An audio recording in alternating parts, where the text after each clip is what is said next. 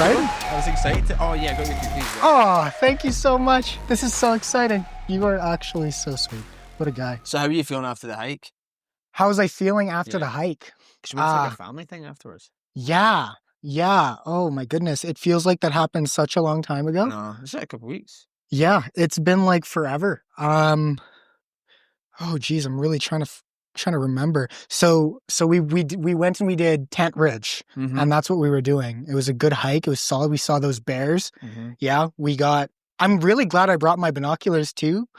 Yeah, I was taking the video through my phone. It was a little bit shaky, but I kind of wish I'd slowed down because I powered up to like the first bit. I was like, I'll just get to the top and then I'll just chill there, mate. Because I was like, oh, the view will be really nice up there. Yeah. And then you guys were like, I don't know. And then we were just taking our you were like 10 minutes or so. And it didn't bother me, but I was just like, wonder what? I was like, I couldn't understand. I was trying to fathom how it taking you 10 minutes. Yeah. And then you got there. That would be why. I just like saw these bears and I was like, that would be why. Yeah. They were like wrestling and stuff. Yeah. Oh, it was a mom and a baby. They were so cute. It was adorable. And like everyone was just like, can I borrow your binoculars? I'm like, yeah, of course. No, they are a really good idea. Yeah. Normally when I bring them on a hike, I'm never doing like a summit or anything, or whenever I'm not doing a summit, that's when I end up not really needing them. They just end up being dead weight. But this time it was really good. Yeah, it was good. I feel like it's like and I'm not saying, I feel like it's almost like an old man thing to do. And I don't mean that in a bad way, but like, no. Like my dad's got binoculars. Yeah. I would never. No. No, I would, but it's just always something I never think to bring. No, absolutely. Yeah. Especially when like or like anywhere when you're outside on a mountain, like binoculars are amazing. Yeah, no, for sure. A lot of my friends will actually make fun of me because of all the kind of hobbies I'm getting into. It's like relating to the binoculars thing. Obviously, I've picked up birding since one of my classes. Yeah. Basically, I think I was telling you about it, but we learned about a bunch of the different families of all the different animals that are in Western Canada. So they introduced like birds to us. That's how they introduced the whole course. And it was just so interesting to me. It was cool, like seeing all the animals and stuff. And it's one thing seeing it in the classroom, but once you start like memorizing all of the bird calls and stuff, and you start seeing and memorizing what each like family like looks like, you're going for a walk. Like even in Edmonton, you're just walking down the street and you're hearing a bird. I'm like, whoa, I know what that is. That's a white-crowned sparrow or something. And like, especially here in Banff, it's that times a million because there's so much more things happening. It's so interesting. Yeah. And I was just even when we were hiking, like because it was me, you and Jack hiking at Tent Ridge. Yeah. And even like you calling out the bird noises, you're like, oh, that was and I can't, but you were like, oh, that was a whatever. Yeah. And it kind of made me throughout the day, like I then started like listening out more. Yeah, right. I think it's almost like when I would go a hike without you, I would just be hiking and I would hear the birds, but I wouldn't notice them. It's all just white noise until you really stop and think about it. That's for sure. And that's how I always feel. As I was saying, my friends like to make fun of me because they're like, oh, you're so old. Because in Edmonton, in Edmonton, I'm also like in my friend group, I'm like one of the oldest people in the friend group. Yeah. And I'm already getting shit for that, right? For being old. And then once I start doing birding and stuff, that's just a death sentence right there. Yeah, I would like when I was younger, I would think of birding as being like a old man thing. Yeah, I would think. Yeah, I would. No. But me too, honestly. Yeah, but I think here less so because I got a friend, Sasha. I think Sasha's like early 30s, and she said the same that she's like getting into birding. Oh, it's so cool! It's so fun. Yeah, I don't even know how to explain it. Did you download the Merlin app? I did, yeah. Bird I haven't used it because I haven't been anywhere. No, there you go. No. But I mean, if my influence is growing, that's all you can ask for. And then you got all the hobbies that you picked up. I would assume that you've kind of picked them up from the environmental science. It was from that specific class. It's really like new, like brand new. I just did that class last semester, right? So, so what are you doing at university? Sorry, what are you doing at university? Environmental studies. Right, I'm doing environmental studies. So it's like a it's the humanities variant of environmental sciences. I like to think of it as it's for me because I don't have to do chemistry or anything too scary. So it's a lot more based around policy and like I guess government and creating those kind of laws and regulations and stuff. As well as enforcing things like that. So maybe I could do something like park ranger or something in Parks Canada would be something that I could do. That's what I'm gunning for anyway, something like that. And I think it kind of lines up to where I'm from, home. Yeah. What made you, I mean, it's obvious. I feel like anyone who would hear that would be like, obviously he lives in Banff and he went to do environmental science studies, sorry. Yeah. But I remember when we were working together maybe like 4 years ago or so, yeah. it didn't really come across my mind that would be something you were interested in. So how did you become interested in it? It's so weird, man. So right out of high school, actually, well, we'll start from the beginning. Yeah. Right out of high school, I started working at Mount Norquay. And I was still living with my parents. I didn't know at all what I wanted to do in university, and my parents weren't very happy about it, obviously, as most parents would be.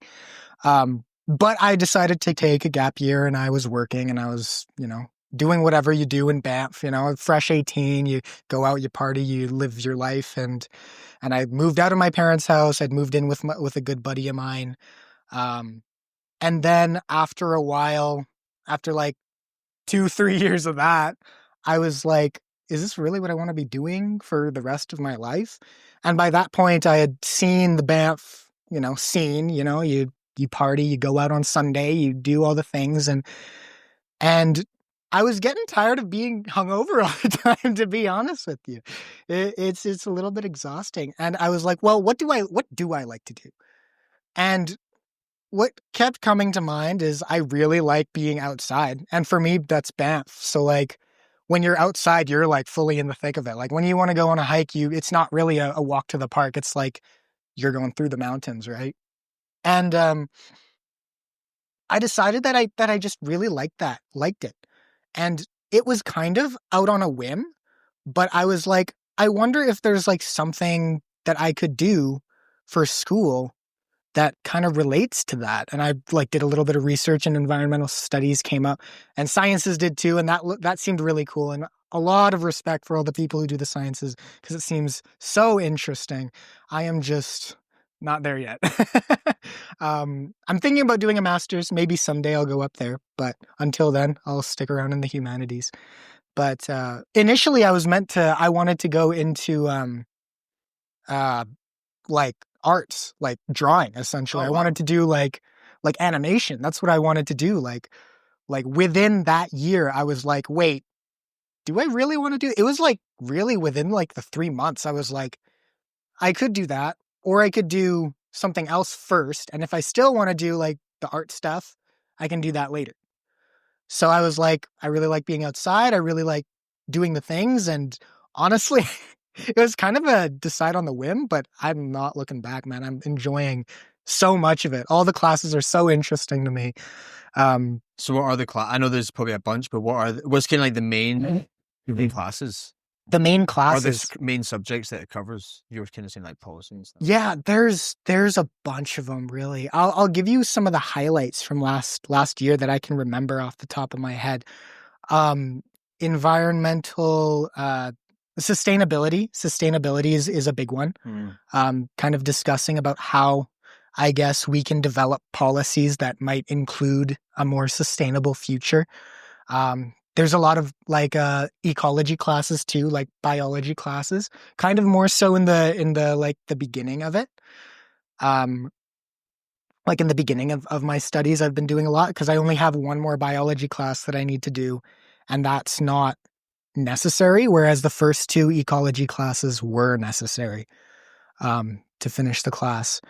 So less on the sciences, more so on the policy. There was also a GIS class. That was really hard, actually. What's GIS? So GIS is graphic information systems. It's essentially like modern day topography. I think I might have mentioned it briefly when we were on our hike, but essentially like mapping, but like it's all digital.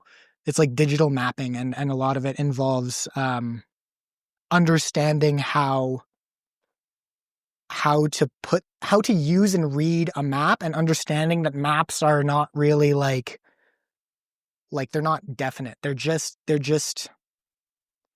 I guess it's like art, right? You're drawing a picture. It's not going to be accurate. If you're sacrificing one thing, if you're utilizing one thing, then you're sacrificing another thing, like precise location versus like the shapes and how accurate the shapes are versus where things actually are and how many paces it takes to get to a location. And I don't know. It was really hard to wrap my head around. It was a tough class. But that was one thing we had to talk about. I have another one of those classes next year. I don't know if I'm excited or not about that, but we'll see how that goes. What other really good classes? I had a class, philosophy of hunting. How could I forget that? It was so interesting. And what were they chatting about? Would they say? What did they say? So essentially, it's like talking about hunting. I guess the big question is hunting, yeah or no? Should you hunt or should you not hunt? And if so, what makes it okay to hunt? Where's the line? Like, there's just so much like ethics behind, I think, hunting that gets, I guess it can be quite controversial, right? A lot of people aren't really too keen on the idea of killing animals, right? And something that I've been definitely thinking about a lot lately, because I picked up fishing, I think I was telling you about. It's so much different, like when you're just at the grocery store, like buying meat. You know, it's casual. It happens all the time. But like when you're really understanding where it comes from, right? Like these were living sentient things that to us in the grocery store don't really look they don't really look like they have been alive. It's just like these kind of it's food, right? It's a product. Yeah. And versus when you're actually like fishing or hunting, you see the whole process, right? And that's what I was telling you about earlier, why like I really want to get into hunting, because I kind of want to see the whole process. The whole process of like where meat comes from, and understanding that, yeah, this is an animal that you are killing, that it's not just a steak that you get from the grocery store. It's something that does exist and lives and feels emotions and does all the things. But yeah, it's definitely a interesting thing to see happen in real life. That's for sure. Imagine that would be quite a class that's like pretty, people have like very strong opinions in both. Yeah. I can imagine it's almost like a 50-50 split where people are like, it's totally wrong. And then other people are like, sustainability. But yeah, I think hunting, or I mean, philosophy in general is definitely a lot of like, it's pretty much just arguing is pretty much what philosophy is. It's understanding your opinion and being able to voice it and make your opinion stronger, essentially. So like that with eating meat, if you don't like meat, like why? Like what makes you not like meat? And I keep having a point in my brain I was going to bring up and then I keep losing it. But essentially meat is like seen as something that's like kind of scary, right? Like, there's where I was going with this. If you were to walk down the street and you were to, I don't know, Banff is a little bit weird, but it's a lot better in the city. If you're walking down the street and you see a billboard of like a new McDonald's burger that they're advertising, it's like, oh, now 50% more meat, and there's like this big patty and it looks really yummy. And then you shrug it off. It's whatever. It's a billboard. You don't care about it. But how would your reaction change if you were walking down the street and instead of an image of a burger, it was like straight up just a dead cow. Just a dead cow. It's bleeding out. There's guts everywhere. It's disgusting. Your reaction is going to be very different. Yeah. But it's the same thing. It's a dead cow shaped as something edible versus something that is still a dead cow, but more primal, I want to say, or where it actually comes from. Yeah. And kind of what I've been trying to do is kind of understanding why we have those different reactions to the same thing. it's such an interesting class. It's such an interesting class. I love thinking about where like society and why we socially accept some things and don't accept other things, and where that comes from. Yeah. I mean, that's such a deep question on like Yeah. on like every, you know, not just environment, but like on a lot of things. Like, why do people, what was it? I was listening or read something the other day that was talking about the way that something was phrased, and it was like, it was talking about how, I think it was to do with like the war in one of these Middle Eastern countries, and it was saying how, I'm struggling to remember, but I was telling you the story about a girl who had. It was like this. There was two stories. One was like a personal story about this specific person. Okay. Like this girl, someone got knocked over. She went over, gave them CPR. They went to the hospital, and then the girl who'd like helped with the CPR went into the hospital to find out if the person was okay, and it turns out they died. Oh. I'm kind of butchering it, but that was like story number one. But story number two was like, you know, missile hits like town in like Gaza, you know, X amount of people dead. And it was interesting the way that you read the story, and because it reads it doesn't tell you why you're doing it, but you read the story. And the first one, when I was talking about this specific girl who had passed away, I felt like, fucking hell, that's wild, like a young girl, like, you know, died. But then the story where it's talking about, you know, like whole town wiped out, I didn't really have that emotional feeling towards it. And the whole point of that article was to do with the fact that like you're almost overwhelmed by the number. Like, you know, the fact that they had like made it about one person, and it was like a personal thing, you resonated with it. Whereas when it was just this like random like 10,000 people die in a town from missile strike, it's arguably worse. Yeah. But you feel less. You feel less. I know that was maybe a bit of a tangent from what you were chatting about there. No, it's kind of related actually. The kind of where I was going with this was, I feel like the reason we feel so uncomfortable by things when they're personal like that is because we relate to them more. Yeah. I guess as people, I guess socially, we've been trying to relate to each other as much as possible. And when things become personal is when we start to realize that these things are actually happening. And when something happens, you're more emotionally inclined to feel for the other thing, you know? Yeah, the way that, I butchered it, but the way that they told the story about the girl who got hit by a car, blah, blah, blah, like you could picture, like exactly what you're saying there. I could picture the whole thing. Like I could picture being in the street in a car and the commotion and the girl and, you know, watching someone give CPR and go, I could put myself in that thing. Whereas it's like, I can't imagine.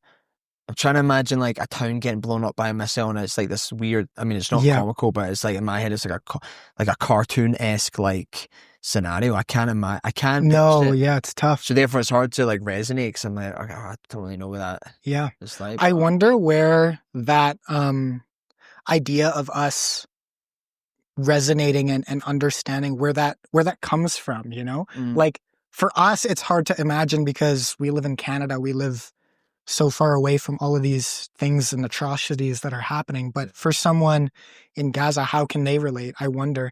Another thing is the media. I don't know. I don't want to blame the media, but like the way it's portrayed, I feel like it's just giving you numbers, right? Versus where the first story, it was like giving you all the details. It was very personal. It was telling you all of the things that happened, versus here it's like they hit you with the fact and then they explain a little bit after, versus beforehand they were like easing you into the whole thing, I feel like. Yeah. I actually, and to bring it back to the environment, I actually think it's kind of the same. Like when people, I think it'd be interesting to get your opinion on this, obviously, as well. Like with the environment, it almost seems like the rhetoric of like people trying to convince you to do like environmental good is because they're just giving you this like extreme doomsday, like the planet won't survive, blah blah blah blah blah. And again, it's kind of hard for me as an average person who's not involved in environmental studies or science to really like, I can't fathom it. Like I need them to like kind of like make it a bit more like something that resonates to me personally. Like, hey, this as opposed to just giving the facts of like, we will increase the temperature 1 degree. I'm like, I don't even know what that. I mean, I what know that it'll be means. 1 degree warmer, but I'm like, that doesn't sound that That bad to doesn't me. sound that bad. Coming from Scotland where it's fucking freezing. Like. Yeah.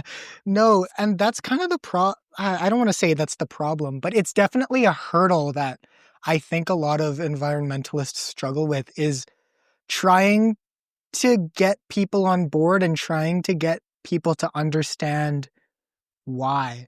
It's because it's really, really, really complex. And I'm just some undergrad, right? I don't have all the precise, pristine facts for you, and by all means, don't take anything I say um, as fact. Definitely, anyone listening to, do your research, please. Please don't rely on me. But I think it's really, really hard to wrap our heads around the scope of how big, like, environmental degradation is, because we're still studying it. It's like, it's so complicated, and every little thing, every little detail about, like, even the bees, man, even the tiny little bugs that we normally don't really care about have such a huge environmental impact. Like, obviously they're pollinators, and all the flowers happen because there's pollinators, maybe not just the bees, but like, there's so many other things that contribute to having a healthy ecosystem. And because the ecosystem is healthy, we're able to grow our food. The soil is able to take in and conserve nutrients and yield like crops for us to eat. On top of that, like, there's another thing about, like, even like meat. When you're eating meat, all of the crops that go into feeding the livestock before it's then slaughtered so that we can eat it, it multiplies the environmental degradation tenfold, right? Like, it makes it so much more environmentally impactful to eat, I guess, to eat meat. But it's just the little things. It's so hard to wrap our heads around. And there's just so many small details that can't really be put in one article. And that's why it's so weird to explain. And that's why it's very hard to relate. Yeah. Because we can sit here and tell you that not to eat meat, or like, and I eat meat, but like, that's just an example. Like, don't eat meat because it's bad for the environment. But like, why? Like, your average Joe's just going to be like, huh? What do you mean? Like, it's so complex and it's so hard to wrap our heads around, and it takes decades to understand fully. That's why professors are still studying it. It's just very complicated and very difficult. That's why I guess environmental, I guess, not preaching. I guess preaching is the word, but there's a better word. Like, advocating for environmental things is very important too. But yeah, it's one of those things, isn't it? I think talking about how sometimes it's hard to understand. I think when you give people like a visual cue, like, if you chat to me about the bees, I'd be like, fucking, I never see bees. Like, I'm not going to understand that. Or maybe someone come in the office. But what? But the bees. But yeah, if you take me to like Mount Athabasca Glacier, then I'm like, totally get it. Because I can see it, getting reduced like as the years go on. And it's very visual because they literally get shorter and smaller and stuff like that. So I think if you somehow got like, that's where like when it comes to these billboards and you were talking about the cow and the guts and the stuff like that, if you had like something of like on that scale of Mount Athabasca and people are like, holy shit, like that's getting reduced like constantly. Like I think that all the time when I'm here. I'm like, I can't believe, every time I look at it, I'm like, can't believe it's getting smaller and smaller. So imagine you are going to the glacier, right? Constantly going to the glacier. Maybe you do the hike every now and then. You're visually seeing it get smaller. How would you explain that to someone who's never done that before? Who isn't seeing the glacier get smaller? I think I would just show them it.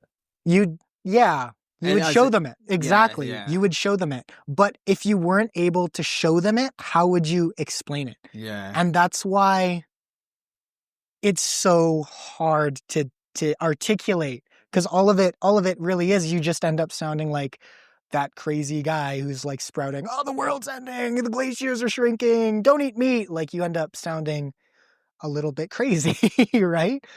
And I think that's the challenge. I think that's the challenge that a lot of environmentalists struggle with.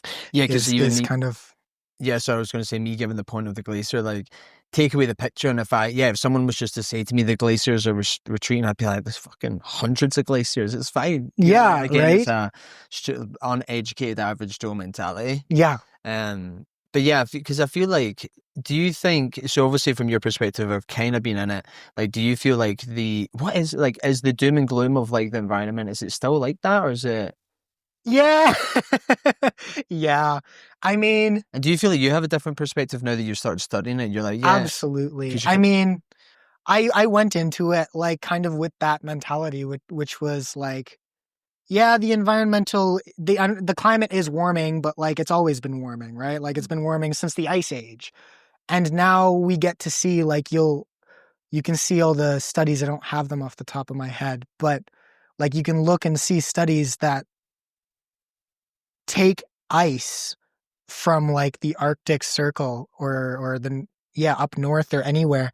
You take those like ancient ice, like what am I trying to say? Ancient like ice that's been frozen over for hundreds and thousands and millions of years, and you take the sample and you look into it, you see the carbon that has been present then, like when the ice froze, and you look at it now, and you can see that it is so vastly different from the carbon that's present now in our atmosphere versus then. And is it like vastly different in the sense of there's more carbon? Or there's more carbon now. Okay, right. Yeah. Which is why we've been seeing a lot of increase in temperatures. Yeah. Is because obviously greenhouse gas, it traps heat a lot better than oxygen or any other gas does. And I'm no chemist, so yeah, I don't have all the details behind that. I just know I'm just that guy. Well, he said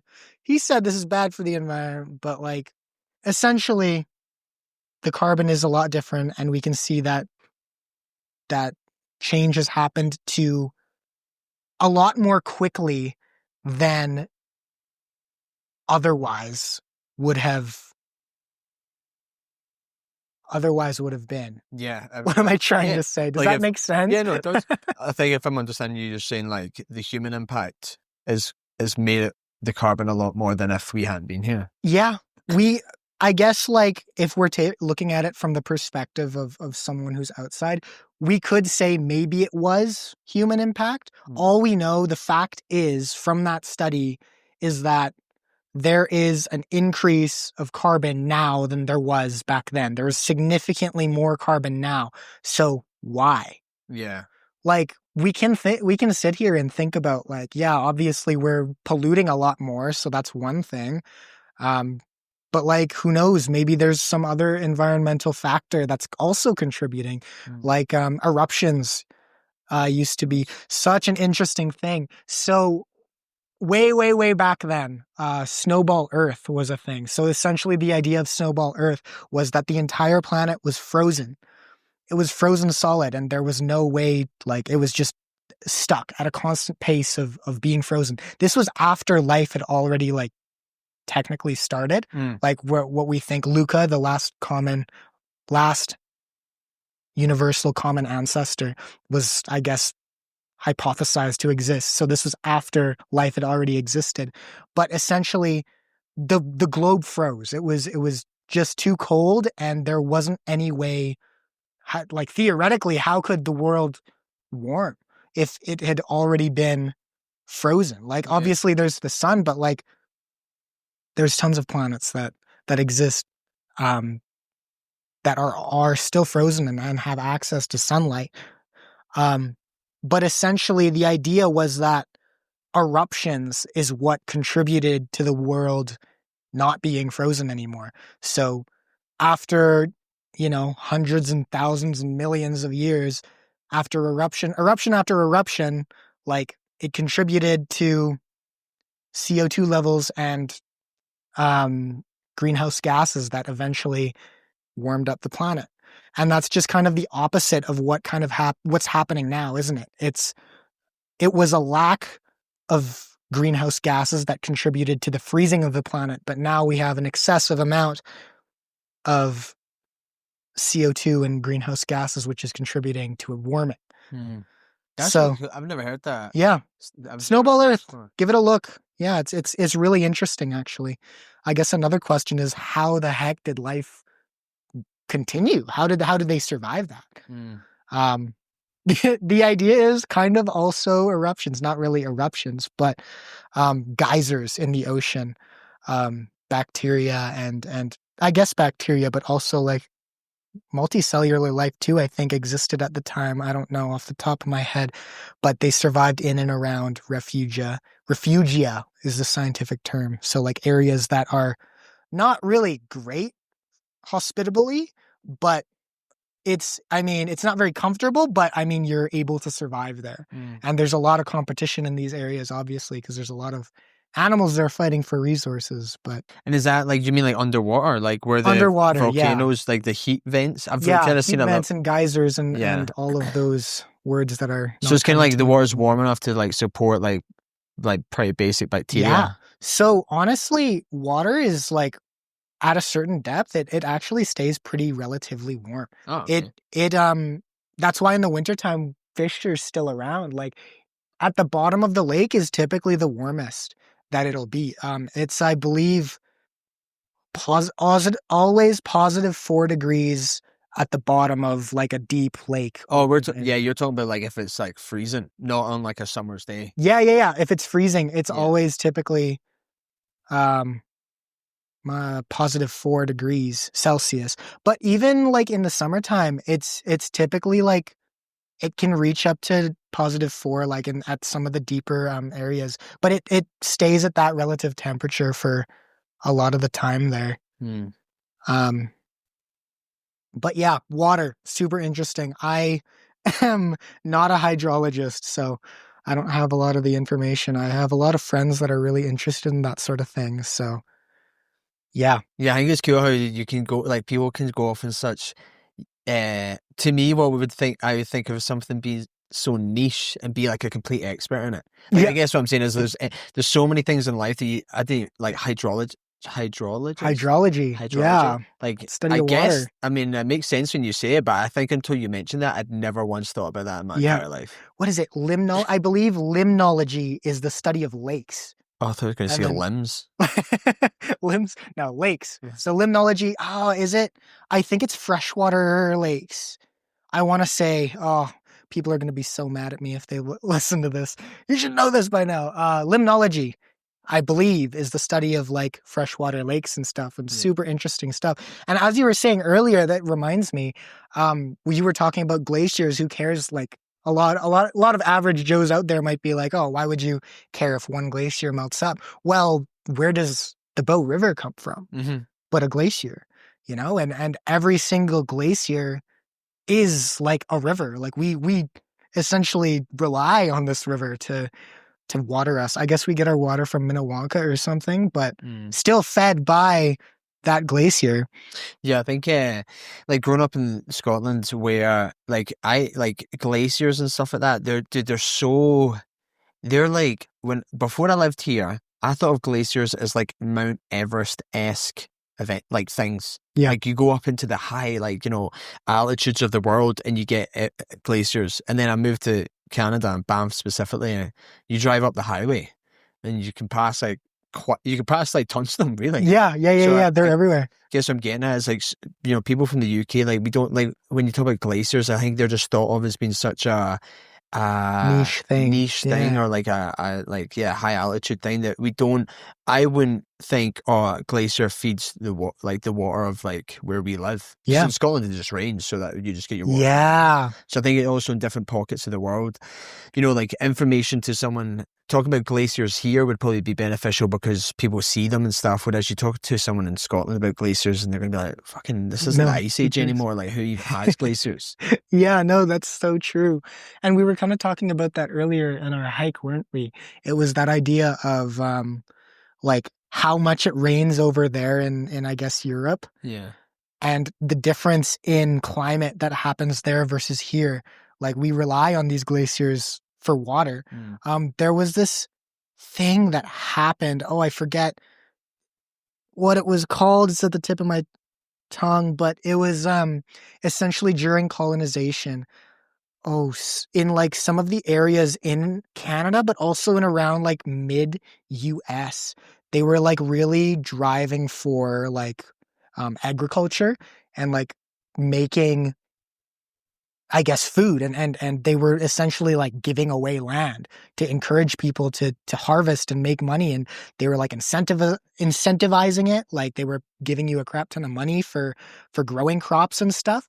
So everyone there was like growing crops and growing and growing and like selling, and the indigenous groups that were living there at the time, they were like, "Don't do that. Stop doing this. This is so bad for the environment. You are going to regret this." And essentially what had happened after a course of time was the soil got so dry, so unbelievably dry, that people had to leave.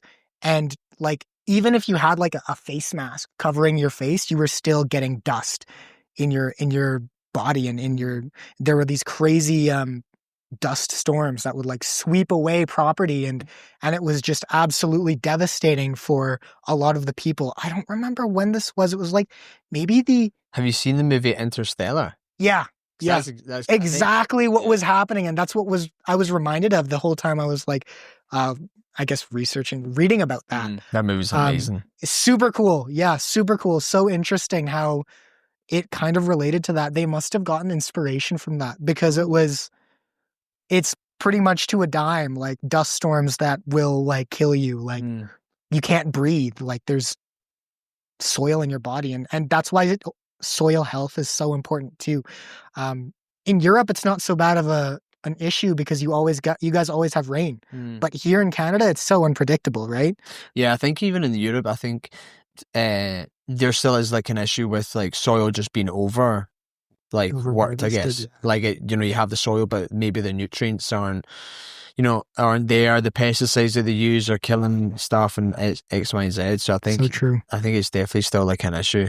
And I think like coming from somewhere like Scotland to here, I think I've probably said this to you before, but it's definitely eye-opening to me to come from Scotland to here because, like, again, I know I've said this, but Scotland, where I grew up in the UK, like you think of the Highlands of Scotland as being like the wild, and people are like, well, I've spent like a weekend in the wild, right? But then you come to here where it's the real wild. And I mean that in the sense of like with regards to quite a lot of things, but like mainly like the forests and the wildlife. Like Scotland has unfortunately only has really small pockets of forest left and none of them are connected. Yeah, interesting. And then there's there is wildlife obviously, but there's no bears, lynxes, wolves, mountain lions, like no predators, which you can make an argument for and against whether it's good or bad. But yeah, until I came here, it was eye-opening because then I think with the whole environmental thing, like as someone who has lived in one place and then lived in the other, like it's such I feel like there's such extremes of one another. Excuse me, like where we are just now seems like what Scotland would have been like way back in the day before all the stuff that humans have done to, effectively make these animals extinct in that area. So interesting. And deforestation and stuff like that. And I now see why people who came from Scotland or Ireland, probably I'm talking about Scotland, but came from Scotland to here, why they'd be so vocal about like keeping like the parks as they are. Because they've come from a place where they're like, it's been totally decimated. Yeah, that's so interesting, actually. Yeah. That's so interesting. And that's kind of where, I guess, environmentalism kind of started, was the 1970s. I don't remember the people's names, but essentially where national parks came from, there was the governor at the time of the US was like going on a vacation to Yellowstone or something like that. And one of the people, like one of the really prominent guides or something who was there, I forget his name. He was like essentially showing him around. And like the whole time, obviously, like his like I guess, people, like the government's, what am I trying to say? The president's, like, I guess, like, chauffeurs or whatever, like all his government people were trying to get him to, like, do the government things and, oh, come to your cabin. And then this is tea time is 7 o'clock or whatever happens in government at the time. But he literally, like, just left. He, like, ran away essentially with this guide guy. And they, like, went on this big hike and they, like, explored everything. They looked at all the redwood trees and understood, like, wow, these are, like, thousands, hundreds of years old, like maybe thousands of years old. Like, we have to protect this. And, like, the guide was essentially telling him the whole time, like, this area is so fragile and so important and so beautiful that we should try to conserve it. And he was like, you know what? You're right. And that's kind of how the first national park kind of came to be. And I guess everyone was kind of like, yeah, it's a pretty good idea, actually. Maybe we should do that. And well, I was going to say on that, like, how do you, so there's that kind of, so you obviously doing environmental studies where you're talking about, like, policy and laws and stuff like that. Like, how do you, there seems to be, like, a kind of argument for, like, making big changes, like corporate changes, policy changes, law changes, and then, like, the average, like me and you, just the average person, like, changing habits that we're doing, like recycling and stuff like that. Because if you talk, the many times I've talked to people and they are like, yeah, but what difference am I gonna make? But then it's kind of like the idea, because they're like, it's the companies and it's the governments and all that should be changing. And it's a bit like, yeah, but if every single person was like, yeah, but what difference am I going to make? Then you're not going to make any difference. Whereas if, millions of people are like, well, I'll just do my bit. Yeah. Then it does make a difference. It does get a little bit hopeless, that's for sure. Yeah, one of the biggest things we struggle with in the U of A is kind of this environmental hopelessness, because, like, how it's such a big thing that needs to happen that it's just so hard to do, because there's already, like, we have so much infrastructure in place to consume and buy. And I watched this documentary. It's called Buy Now. It's on Netflix. And it talked a lot about what we talked about in my one sustainability class, was kind of this idea that the more we consume, like, companies are pushing for us to consume, and they're not really thinking about what happens to the products after it's bought.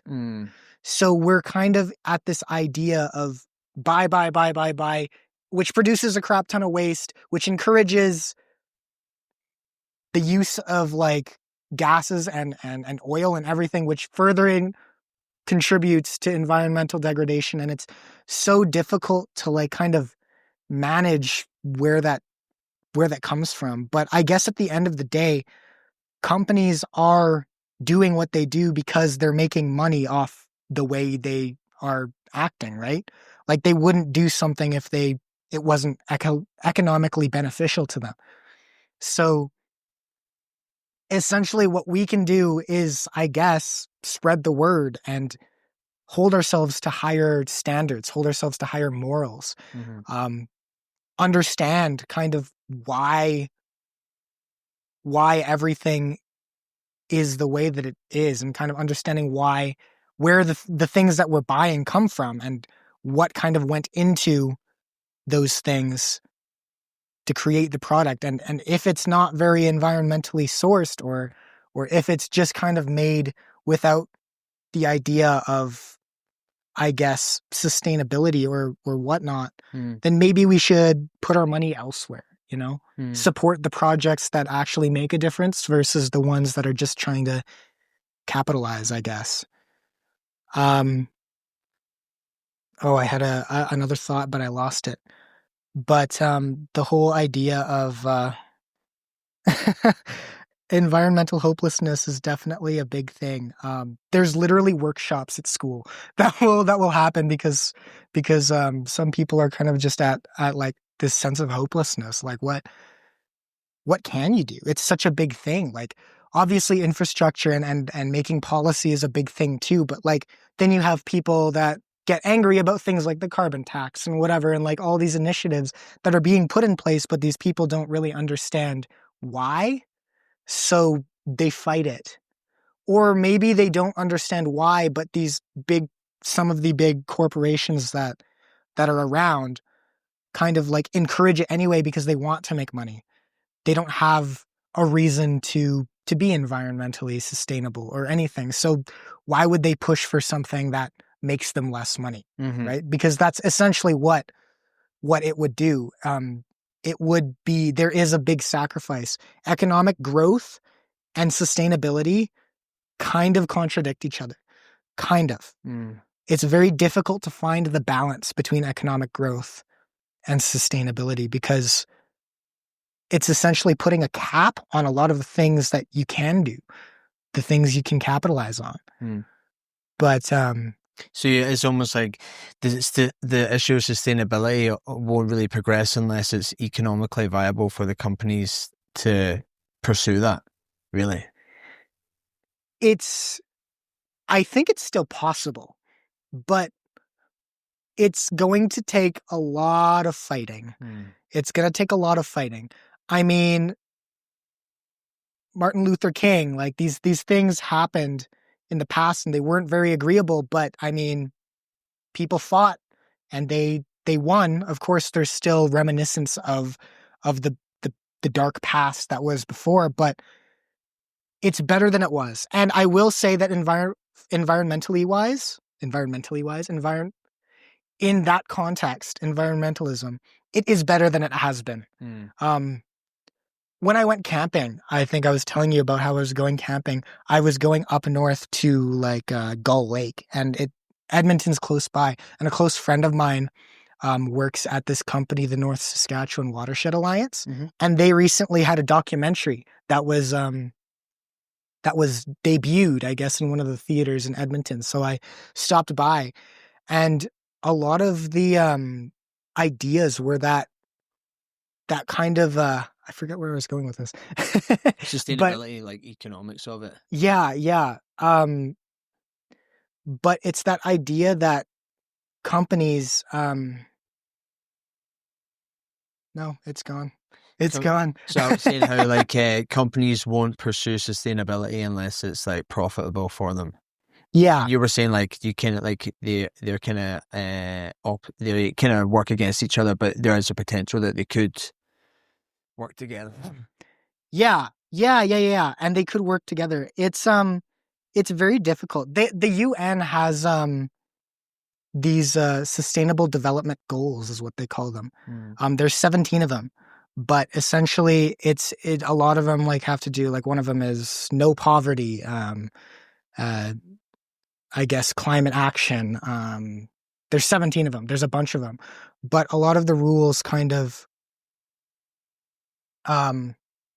take into consideration the like how we can progress as a society whilst also keeping in mind all of these difficult things that are going on, and all of the economic growth as well is actually one of them, is economic growth. How can we do all of these things while also contributing to economic growth? But yeah, I fully forgot what that documentary point was.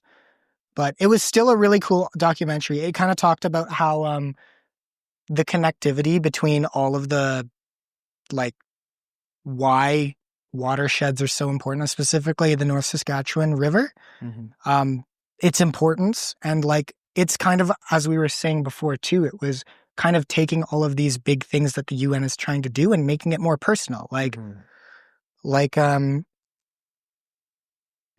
Especially for the people who live in Edmonton, right? Like it would be essentially like a documentary about the Bow River, essentially. That would be how relatable it would be to us because we live here. But it kind of makes a lot of people understand a lot easier and why and where everything comes from, and why people are so avid and adamant on climate action and environmental sustainability and all of those things.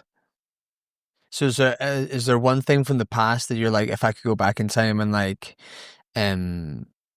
stop this from happening or stop this thing from being made? Like, is there one thing that you're like, I would go back and I'd bend this off? Stop it from happening. There is a lot of things that happened in the past actually that contributed to the way society is right now. In that it's like so consumptively focused. You know what I mean? Like all these companies. I mean, everyone is kind of buying, buying, buying. You know, fast fashion even exists, right? Like you have to buy as much as you can, and that further encourages companies to keep doing what they're doing.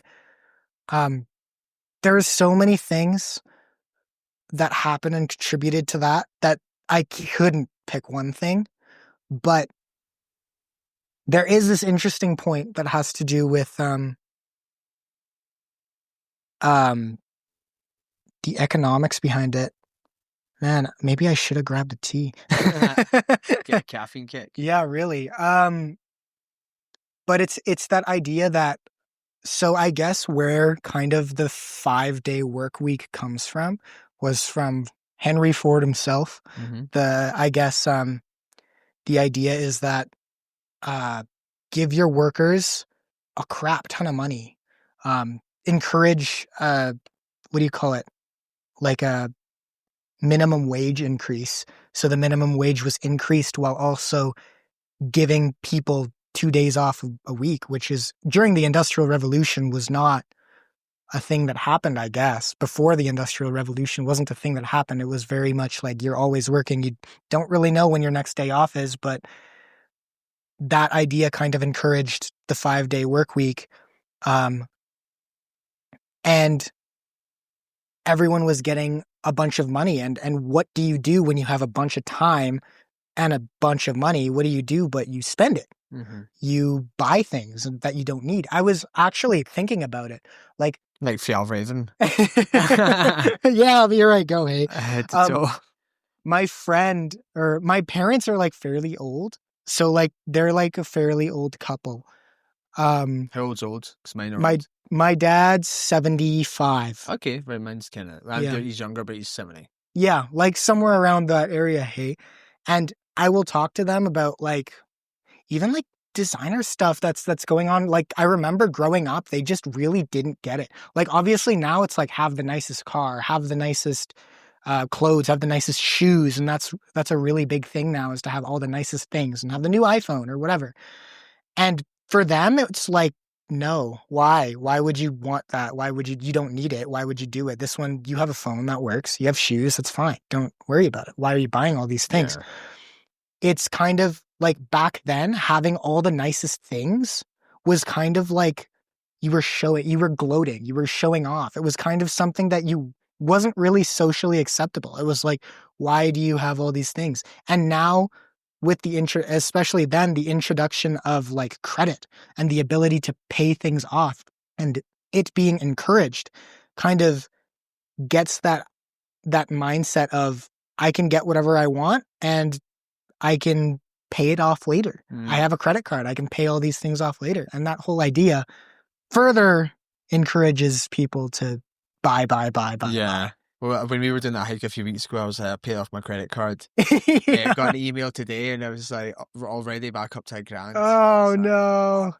Yeah, it's a shame. It's not as bad as it was. I've definitely got it down, but yeah, kind of to your point, though, I was just like, I'm kidding, and I was frivolous for like for the beginning of summer just because I watched a bunch of stuff. But yeah, I kind of got that second message today about my next one, and I was like, "Fuck's sake, man, I can't believe I'm already back to." Yeah, it just keeps happening like that, isn't it? And I don't think it's like anyone's fault at all. I think it's just kind of the society. It's all society's well, I mean, yeah. But yeah, no, really, it is like all the institutions and all the by institution I mean like rules, all the rules that are in place and all of the infrastructure that we have encourages you to buy and spend money.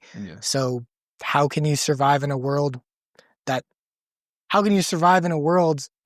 you need to, where you need to survive is to spend money, right? Like if you got to spend money to live, you got to do it, right? I mean, I was going to ask you, like, how do you manage like living sustainably while also living conveniently? Yeah, so it's tough, isn't it? Balancing it. I was thinking about it because I went to Dollarama in town, and I went back to my roommate. I was just buying one thing, but I said to him, I was like, man, you could go to Dollarama and literally, if you moved in a new apartment, I know it's not the best stuff, but you could literally like kit out your full kitchen, really. Really, you could, yeah. And he was like, yeah, but I think how bad that is for the environment. And it did make me. Was that me? I feel like I said that during our hike. It might be new. Maybe. Honestly, it might be new, yeah. But yeah, I guess like it is, because it is hard though. Like, yeah, I think it might be new. Yeah, maybe. But yeah. It is tough to think about, isn't it? Because all of these things are so cheap and they're easy. Yeah. Why wouldn't you buy things that are cheap? Because you as personally, like, you need things to survive. So you're obviously going to buy the cheapest one. And that's how they get you. That's why all of these like ethically sourced products are hard to come by anymore, because everyone's just going to go for the cheapest option, which is usually the least ethically sourced option. Yeah. But it is really finding that balance, isn't it? I mean, of course, I'm still like out here going to Dollarama and buying like soap and whatever, and I still use Amazon. I mean, all you can really do is mitigate it, right? All you can really do is understand that what you're doing and how you're contributing to these things is maybe not the greatest, but finding alternatives is always an option too, right? Yeah. Like, as you said, I'm all decked out in my Fjell Raven merch. To be fair though, I would, if I worked for them, I would also be decked out head to toe in Absolutely. I remember chatting about it with my dad a number of years ago about just kind of what we're chatting about, like the environment, trying to make a difference, blah blah blah. Yeah. And he was like, his thing that year was like, he was like, I'm not going to buy any new clothes this year. And I was like, yeah, but my mum will buy you clothes. So I just know. There you go. And I was like, I know that you're like, it comes from a good place, but I'm like, she will buy you clothes. Yeah. So then what do you do now, huh? And I think it's like, yeah, I think I do think about it a lot. Like when I put stuff in the bin, like just the non-recycling, non-glass, just the normal bin. I do think like it's kind of mad that this is just going to a landfill. Even now in this day and age, like I feel genuine guilt, and I'm not saying this just to make myself sound better. Honestly, if I'm aware of what I'm doing, I'm like, fuck, I feel like bad, just like fucking putting this in the bin. Can be worse to realize that recycling might be one of the biggest scams in the entire like existence of time. Yeah. So I don't know if this is a fact, but someone told me that the UK does all their recycling and then like ships it to Asia, and then Malaysia or wherever it is, they just burn it. Yep. So it's like, yeah, the UK's got like a super good environmental recycling thing, but then they just... Recycling is not really a thing. Oh, There's really? one kind of plastic you can recycle. I don't remember what it is, but it's very, very difficult to recycle things. And that's kind of was another way. Sorry. That was another way. No, I just get excited. That was another way that companies will kind of get you, because it's like, oh, you can be environmental. You can throw this in the recycling bin after, and look at you, you're being all environmental. Another thing is greenwashing, is what companies do a lot, is when they like use these like crazy like environmentally looking like, I guess, rhetorics, but like even like visuals. So they'll have like, even like on a water bottle that you'll buy from the store, there's like this image of a mountain on it, and like there's a stream going by. But like, where did the water actually come from, right? Where did the plastic... It had nothing to do with this valley that it's portraying is super environmentally effective. And Tide will do it as well with their detergents. It'll be like, oh, naturally sourced. What does that mean? What does naturally sourced mean? They don't have a definition. It's just something that they can slap the color green on and make you think that you're being a lot more environmental. But yeah. So I should just stop recycling as we here. No. Continue doing your thing. The whole idea is that... So how's that a scam then? It's because it makes you think you're being environmentally friendly, and it's the companies are pushing you to buy more stuff because you then justify it in your head that you can recycle it. So it then further encourages you to buy more things that have environmentally things on it. But you're still buying more things. Yeah. So at the end of the day, you're still contributing to waste and the production of the product, and it's all the same, right? The only difference is the packaging is green. So when it comes to the recycling, like what is... So all the stuff that we're recycling, I've recycled tons of stuff. Yeah. So I'm like, so what actually happens to that? It just goes to, what actually happens to it? Do you know? Either gets buried, burned, or sent to another country and then burned. Oh, really? I mean, there's some of it that does get recycled. That 1% that's like a specific kind of plastic does get recycled. And you'll see in a lot of the, I guess some products will be like made from recycled whatever. And yeah, that happens. Not nearly as much as you'd hope. Not nearly as much as you'd really, really hope. I honestly, like, if in doubt, I always put stuff, probably to a detriment of putting like stuff that I'm like, I don't even know if this is plastic, but put in the thing. Yeah. I have that stupid mentality where I know this probably doesn't happen. Where I'm like, I guess they'll just sort it when you get to the recycling. No, piece, for sure, and it just doesn't. It really doesn't. No, it really doesn't. You burst my bubble there. Yeah, sorry. It is one of, and I'm saying it's a very depressing place to learn. You really learn about all the things, and like you're just assuming everything's fine and everything gets dealt with, but it really doesn't. I remember, like, another thing. do they still have those like floating garbage islands in the sea? Yep. That's still a very big thing. Yeah. I remember like years ago, I thought there was like this kid that had built this like weird machine that was like going in the ocean and gathering. Yeah. Is that a thing? Have I made that? I think there's people that are doing initiatives to like go out and like clean it all up. Obviously, it's a very big mission and it's very difficult having like, I guess not 7 billion, but the entirety of like 5 different, I guess probably more different countries that are all contributing to all of this pollution. To single-handedly clean it all up is very difficult. There was, in that documentary I was telling you about on Netflix, it was talking about that whole recycling thing and how a lot of recycling will be sent to these like recycling like countries. Like obviously, as you were saying, it gets sent to like Malaysia or whatever. And a lot of these places in Malaysia are like at capacity. They can't take any more, but there's still more coming. And they don't have enough people working to deal with it all. So what happens to it? It gets piled up and then it gets leaked into the oceans. And then that's how these islands are formed, because there's just so much pollution to go around that it can't be dealt with fast enough. Yeah. I remember I went to India and I went to some parts of Asia, but I went to India and dude, I remember just when I was there, not all of it, but a lot of it, I remember being like, all the good that, at that point I'd only lived in the UK, but I was like, all the good that we were doing in the UK for recycling and stuff is completely undone here. Yeah. It was just like, literally piles of rubbish taller than we are, you know, like it was just everywhere. I remember, and I think it's also just, it's not that these people are, trying to, it's not like they're doing like a, malevolent, is that the right word? I guess. Like, in a bad way. I think it's just honestly they just don't know. Because I remember I was sitting on a bus and I had a pile of rubbish and a guy appeared to gather up his rubbish to go to put it in a bin. So I was like, right, okay, I'll follow this guy to put it in the bin.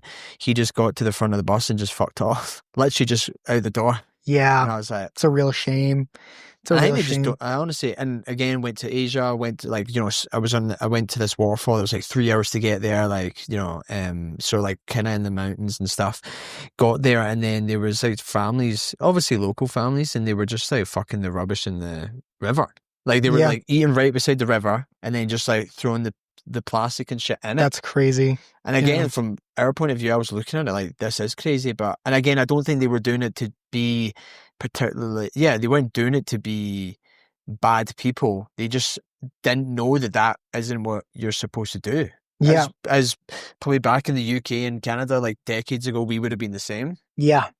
Yeah. And I definitely noticed it like in Scotland, like even Scotland's like, I think it was noticeable to me how, so you call it the highway here, we call it the motorway in Scotland, but like alongside the motorways in Scotland, like in some places like this, that is the side of it is just like full of rubbish.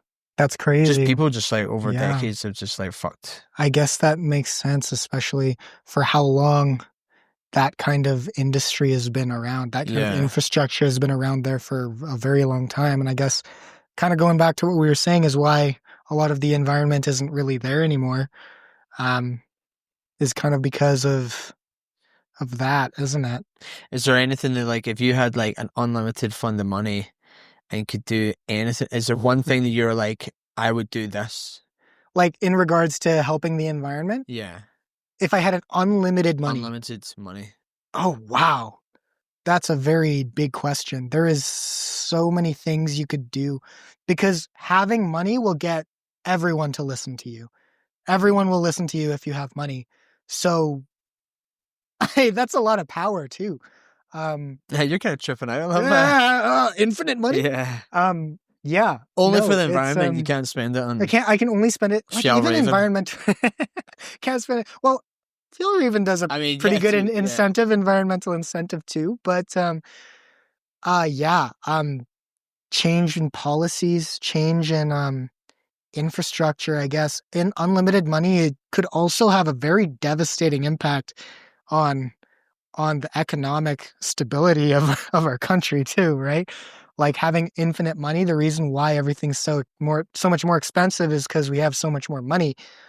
But I guess in essence, if there was anything I could do, it would be to encourage education would be one thing, would be a very big thing is education. Maybe even the most important thing is explaining why these things are happening and why these decisions are being made. Because a lot of the reasons people are so upset is because they don't understand the bigger picture. You know, take these guys over to India or any of these other countries of like where people are suffering and see why. Not just like to see like, oh wow, I'm so much better off than they are. Why? Why are these countries suffering so much? What exactly caused it? Sometimes it has to do with conflicts between countries, like war and violence and all of those things. And a lot of times some countries will take advantage of the other countries, you know, as we clearly do, like with our fast fashion industries and stuff. We'll get our unethically sourced stuff from places like China and Malaysia and all of these Asian countries. And where does that come from? A lot of these people don't really understand. Maybe they know, but they don't understand. There's a difference between knowing and understanding, I feel like, anyway. I know that there's people in Malaysia that are working tirelessly, getting paid maybe like $1 an hour. But to really understand it is to go to that country, to see how these people are living, to relate, as we were saying in that previous, with that article. It's just a number until you relate to it. It's just a number until you fully understand the story that's going on with these people around, but even with the environment, like understanding how polluting or encouraging these capitalistic agendas, how that really impacts the environment. And our little decisions every single day really impact that too. I was going to say, being mindful with that whole idea of being mindful of where you're getting all of your products. There's this idea, I guess this concept, planned obsolescence. Planned obsolescence. It's the idea that like products are not made to last anymore. Like they're made to break down or to be replaced like regularly. I guess a lot of times, like, when was the last time you came across someone with a working printer? It's like, I know back then in high school, it was very rare because they're always broken. They're always out of ink. There's always something wrong with the printer. Or even fridges, you know, like fridges will break down so easily. Or your phone. Phones are a really good example. Your phones will break down within a year now. And there's always a new one coming out next year. So you're going to replace it as soon as you can. And you can't even replace the batteries anymore. You can't even replace the batteries of your phone. Is because they're encouraging you to buy a new one rather than to fix your old one. Yeah, that was the thing when we were younger. You could change batteries in the phone. I totally forgot about that. Pretty much everything you could fix, and now it's difficult. Even like Xbox controllers or whatever. I guess those ones you could, but I guess the PlayStation ones, the PS4, I remember I was always bragging about, oh, you have to change your batteries, but like maybe that was a good thing. Yeah, I don't know, but nevertheless, there was this You know, the lint rollers, like the sticky little lint rollers Yeah, that for like you cat you hair and use. stuff. Yeah, yeah, yeah, yeah. And you like peel them off and like Yeah. you throw them out when you're done with them. Did you know that bef- those are like the second model to what they used to be, which they were kind of like combs before. So you would just like go like that and you'd like throw away the lint and they were reusable.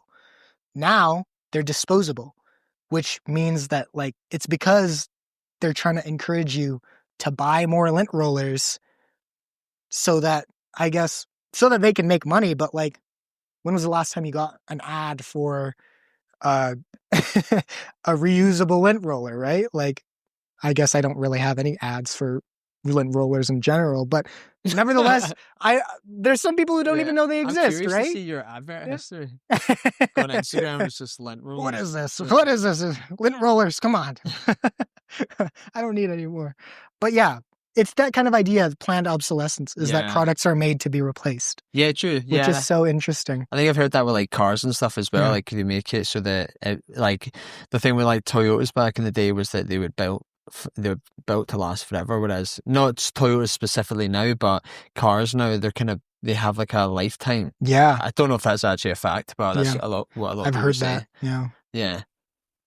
But I think what really worries me is a lot with like electric cars. Like those are a really like they're portrayed as being very environmental, right? Mm-hmm. And that's kind of what's been worrying me lately is if these companies are worried about like are using environmentalism to encourage the production of electric cars for this example, like are they still going to make you and allow you to like essentially repair your car when it's maybe there's something wrong with it or like even changing the battery because the battery is going to last you for a certain amount of years, like are you still going to be able to replace those kinds of things or is it going to be kind of similar to the phone situation where you have to throw it out and buy a whole new one with where in this day and age, you know, I feel like it's going to be more leaning towards the latter, right? Replacing the whole entire car versus actually, you know, being able to fix it and whatever. Mm-hmm. And yeah, it's one of those sticky situations. It really is. But yeah. And do you feel like did you feel like before you did your environmental studies course, you were kind of like you were thinking this way, or do you feel like this course is set you? No, So before the course, you're like just like throwing everything outside in the gut. Well, I mean, I grew up in the national park, right? So I think there was always this kind of idea that don't litter and don't feed the animals and have a general sense of consideration for the outdoors. But I think I now kind of understand because like back then it was always like just do it blindly. You don't really understand why. But now it's kind of that idea that I kind of have been looking into it a lot more and understanding it. And now I kind of get it. You know what I mean? I'm kind of understanding why we're doing these things. And I think a lot of the problem with this kind of way of thinking is that for a lot of people, it's just the government's telling me to do this, but I don't understand why, so I'm going to rebel. Mm-hmm. You know? I mean, it's like when your parents and your mom, exactly, you're like, "Why should I do it?" And your mom's like, "Because I told you that." Because I told you so. It's literally that. It's literally that. It's because I told you so, and it's like, no, fuck you. I don't want to do that. I would not. Why should I? Yeah. No, for sure. Yeah. But like to the government, and that's why a lot of these people are kind of getting quite heated. I think is because they don't really understand the bigger picture or why these laws and rules are being put into place. A lot of things is people get very scared of the idea of giving government more power, which is very fair. Giving government more power and access to everything is very scary, but there's a lot of good that can be done. There's also a lot of bad that can be done as well. All you need is one corrupt governor and all of a sudden you have a dictatorship, right? But yeah, politics are weird. And is that, so you were saying that is something that, not necessarily politics, but policy is something that you could get into? Like, do you have an idea what you'd like to do after your course? Or are you still like, I'm just doing the course and I'm going to see where I'm at? Yeah, I was, as I was saying, I kind of want to do my master's to kind of get myself into the sciences. Because as I said, Chemistry is hard, man. So what's the difference between environmental science and environmental studies? So sciences is like you're fully in like the thick of it. Like you're in the environment, you're taking samples, you're bringing them back to the lab, and you're doing the research. Whereas my job is pretty much, hey, these guys are doing research and they're saying that it's probably because of this. You guys probably shouldn't do that. Right. Okay. Yeah. And it's kind of that. I guess I'm kind of the middleman between the sciences and the society, I guess. So you'd like to do a master's to do more of the science? I'd like to do my master's to learn a little bit more about the sciences. I just really like the idea of being outside like forever. Do you have a specific, because you were kind of chatting about this in the hike, do you have a specific environment that is your favorite? Like the sea, the mountains? Oh, yeah. I mean, forest? honestly, man, I've been stuck here forever. I have to say the mountains because I haven't really done that much traveling. Yeah. My mom's from the Philippines, so I was there when I was like 5. I don't really remember it, but I have a very sneaking suspicion that if I were to go onto the ocean, it would probably scare me because it's just so much openness, and the only thing that's keeping you from I guess existing is water. It's just water, endless water, right? And I think that would kind of scare me, but I am really here for like trying to do it anyway, like trying to step out of my comfort zone. Have so you've been in the Philippines? Have you been? So you've obviously been to like the seaside, just and like on the beach and stuff. Do you have? Because I think this is a really common thing, so I don't think it's unique to me. But like anytime I go to the ocean, not like a lake, but the actual ocean, it's just this sense of like calm when you just look out and it's just like infinite. Yeah. You know, to the horizon. Yeah, just surely. Hey, I mean, I've been to like BC and stuff too, and they've got the West Coast there. They've got Vancouver Island, and it's really been a while since I've like gotten out of like this landlocked area, isn't it? I've been really hoping to do a lot more traveling, but I guess money's always the problem, isn't it? Yeah, where would you go if you had a... anywhere I'd want to go, like Japan and the Philippines are up there. I'd like to go to the Philippines again. Really, Japan. I really want to see Japan. Yeah, Japan would be sweet. Yeah. I've always wanted to like live in a van and like drive around. I think that's the coolest thing, right? And we see these kinds of people all over the place, and it's like, I want to be living your life right now. It seems so interesting to me, just like having no worries in the world, just driving, living the dream and traveling around, and sounds like a really good life. Yeah, I mean, that's a very cool thing to do in Europe as well, because of just the diversity in cultures. Yeah, true. Countries, landscapes. So like you can drive around. You can drive in a couple of hours. Yeah. Never mind a couple of days and being like completely different. Yeah. It's a very cool thing to do. Yeah, and I struggle wrapping my head around that. I think I was explaining, I think on the hike, like just kind of driving for hours and being like in a completely different area with completely different languages and everything is just, I just don't think, like, I know, but I don't understand. You know what I mean? Like, as I was saying earlier, like, I know that's a thing, but I just don't understand. Like, if I was actually there and seeing it happen, it would be a very different from me just like regurgitating that information. So it's funny for me, like I have this thing where like, when I'm on holiday, if I'm on holiday and the place I am in, they're not speaking another language, I almost don't feel like I'm on holiday because that's what I grew up with. Like my holidays were, like I didn't go everywhere, but it's mostly Spain. But like holiday for someone from the UK, if you could afford to, was going to like Spain, Portugal, name a European place, France, Germany, whatever. Yeah. So therefore, like when I go on holiday and it's like, you know, I went to... The last couple of times I've been away, I went to Hawaii and then San Francisco, so the States. Like it almost doesn't feel like a holiday to me because I'm so true. I'm so used to it being the opposite of what you've had, which is like you would go to Europe and just be like, "This is like crazy." What it is to me, I'm like, "Oh, sweet, yeah, this is what it's." Yeah. So I almost wonder if like it's kind of this idea that where was I going with this? Like, it's kind of the Western world view that's kind of done this in Canada and America. I feel like the Western, I guess, like colonization aspect is it's all kind of this Eurocentric like lifestyle and way of life. I assume or I'm trying to explain. Like Quebec obviously has a different language than we do, but like before colonization, like indigenous groups and like these people were very similar to that. I like to say because they all have different languages, like all these different indigenous ethnicities, I'd like to say would have different cultures and different ideas and different languages and everything. It's so diverse. And now after colonization, it's so much the opposite. I almost wonder how different it would have been back then. And I really wish we could have studied that or at least been able to see just how different it is. Yeah, I think especially here when you're driving, there's certain points in the highway or just places in town where you're like, I wonder what this, like, and you've got a view in front of you and you're like, I wonder what this place must have been magical.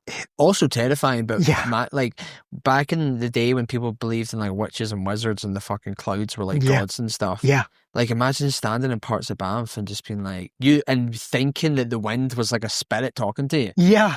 Like it'd be unreal. Obviously terrifying because you're like, you think everything's trying to kill you, and when it gets nighttime, you're like, what's going on? Yeah. Whereas now, there's a part of me that obviously I would rather live now than then. There's a part of me though that's like, that sense of like magic and mystery must have been. It's curiosity, isn't it? It's so because everything's kind of explained now to a degree. I mean, you could make an argument that like I'm saying everything is explained. Not everything's explained, and you could argue that the Big Bang, like that's just science and blah blah blah. But there doesn't seem to be that element of like a lot of mystery left. Oh, it really paints that image, doesn't it? Guess you don't know what happens when you die, but there's so many things. And I mean, back then, even in the 1800s, there were tons of things that the scientists of then could tell you and be like, you just don't really think of it. There was this thing we were talking about in my philosophy class is we always romanticize the past. Yeah. Those were always the good old days because we have the solutions now for the problems that we then had. But what kind of problems do we have now that are still a mystery? Cancer is a very big thing. We still don't know how to treat cancer very effectively long term. It's very difficult. And even this environmental problem, like this environmental situation, how do we navigate this? It's such a big problem. I think it's not that the problems are less abundant, it's that they've changed form. That they're now more complicated because we have a bigger understanding for these things. And how to navigate like economical growth and sustainability as well is such a complex idea that it seems like we have a lot of the answers, but I think when we sit down and really think, there's a lot more left unsolved than meets the eye. Obviously, there's things like, oh, are there aliens? I'm like, maybe we should. I don't know. Are you gonna tell me that? I don't know. They were really blue balling us for a while there, weren't they? I don't know. I don't know if they ever confirmed it, but I do think sometimes as well. Like, I wonder what we don't know as like citizens or as like the general public that like the governments do know, like aliens and stuff like that. Like, I wonder what's the most like surely what would be the most shocking thing for the public to learn is actually true or whatever. That's a really good question, actually. Yeah. What is the most shocking thing that the public would learn if all the information was out there? So, I mean, I don't even know if aliens would be that shocking anymore. I think people have been so like, there's been such a conspiracy about it for decades and decades and decades. I think that would shock me. I think people would be like, I don't know, would they? Yeah, I don't know. It's very interesting. But another thing about the alien thing, like, there was a recent study that I saw maybe last year, but it was this whole idea that they discovered a new kind of cell.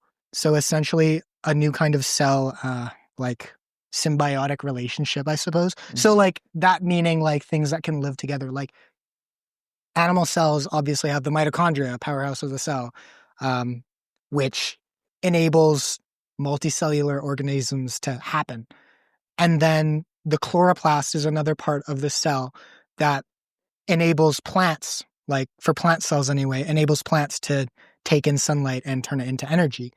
They discovered another time that it happened.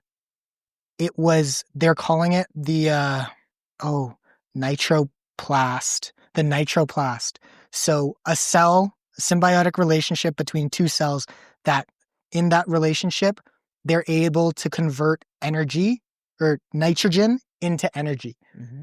So the last time that happened was when plants, like when the chloroplast created plants. What kind of crazy stuff would that create in like hundreds, thousands, millions of years? Mm-hmm. Which is so mind-blowing to me. I think that's so interesting. Like, would it create something that we can't even, we wouldn't even know what? Well, like, think about all the plants that exist. Mm-hmm. Every single plant that exists happened because the chloroplast fused mm-hmm. with the cell. And to say that this happened again is absolutely crazy. Like, what the hell is out there, man? So like, just because we think life exists as we know it, like our whole ecosystem relies on the fact that the chloroplast exists. Mm-hmm. Like, sunlight converts energy into sunlight is used to create energy, which we then eat the plant, and then bugs eat the plant to get energy. Birds eat the bugs to get energy. We eat the bird to get energy. Like, it all relies on the fact that sunlight is converted into energy. What the hell kind of stuff could be created if nitrogen could be converted into energy? Mm-hmm. They wouldn't even need the sunlight. Our whole idea of life is centered around the idea that there needs to be sunlight. So the fact that you're removing sunlight altogether is like, what? So you said this already happened? Yeah. It's discovered. It was discovered. I don't know. I don't remember. It's been a while. If it was like. So what happened when it was discovered? Like they wrote a paper on it.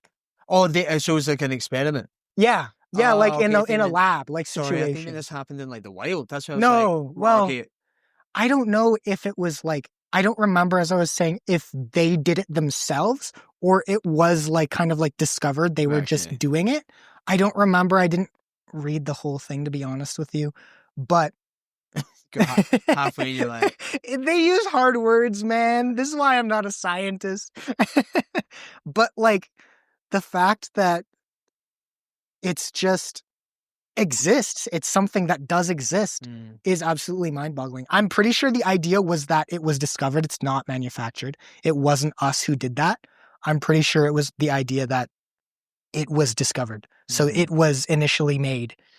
Yeah, I think it's kind of crazy. Like, if you in nature, to think of like something like that happening, you know, in 100 years, or you were saying hundreds of thousands, yeah, like if we're still here in hundreds of thousands of years, like I wonder will it be like completely different? Yeah. Or like would it be kind of similar? And maybe. We don't know. I mean, obviously with technology, it's kind of like, you know, in 100 years, I think that sometimes, not necessarily with the environment, but you know, we think of people 100 years ago, which was, what's the date? It's 2025. So this is between World War I and World War II. If you think about that, you're like, fucking hell, man. Like, that's like World War I. Like, they were like going around in like horse and cart and all this kind of stuff. Yeah, and we think of that, or even the Victorian period, which is kind of more recent. But again, you would like look at that and you think, wow, that's like how archaic they were driving around in like horses or riding around horses. Yeah. Like, I wonder what in 100 years' time, which isn't really that long, people will look back on us and be like, I can't believe they're like, like, absolutely, that's what would happen. Like driving cars. Yeah, and I mean, exactly. That's kind of how it goes. Is you kind of have to think about it from that perspective. Like, it's very easy to look back and be like, they were so silly back then. We're silly right now. We're like in the future. It's so hard to grasp the time scale in which all of these things are happening. It goes back to that whole idea that knowing versus understanding, like thousands of years, hundreds of thousands of years, millions of years is just a number. Like, how can we even grasp the scope of how long that is? Like, it's physically impossible. Yeah, it's physically impossible to understand. It's so easy to be like, oh yeah, this happened 100,000 years ago. Yeah. But like, especially those redwood trees that we were talking about in Yellowstone, like those things are thousands of years old. Those things are so old. Those things saw like like humanity become a thing. Like it's absolutely difficult. It's like absolutely insane to grasp how like old some of these things are. Mm-hmm. There was the horseshoe crab. I saw this thing on Instagram, so maybe not the best source, but the horseshoe crab essentially has been around, like its species has been around. It's like for millions, thousands, maybe even dare I say billions of years?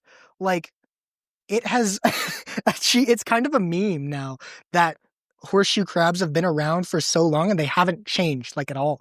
They've just been the same since forever. Like we have fossils of horseshoe crabs like that are millions of years old, I guess. Like they've seen dinosaurs, they've seen the mass extinctions, and they've seen us. I guess maybe not they, but like their species has seen so many things. And I really wonder what kind of shit that is.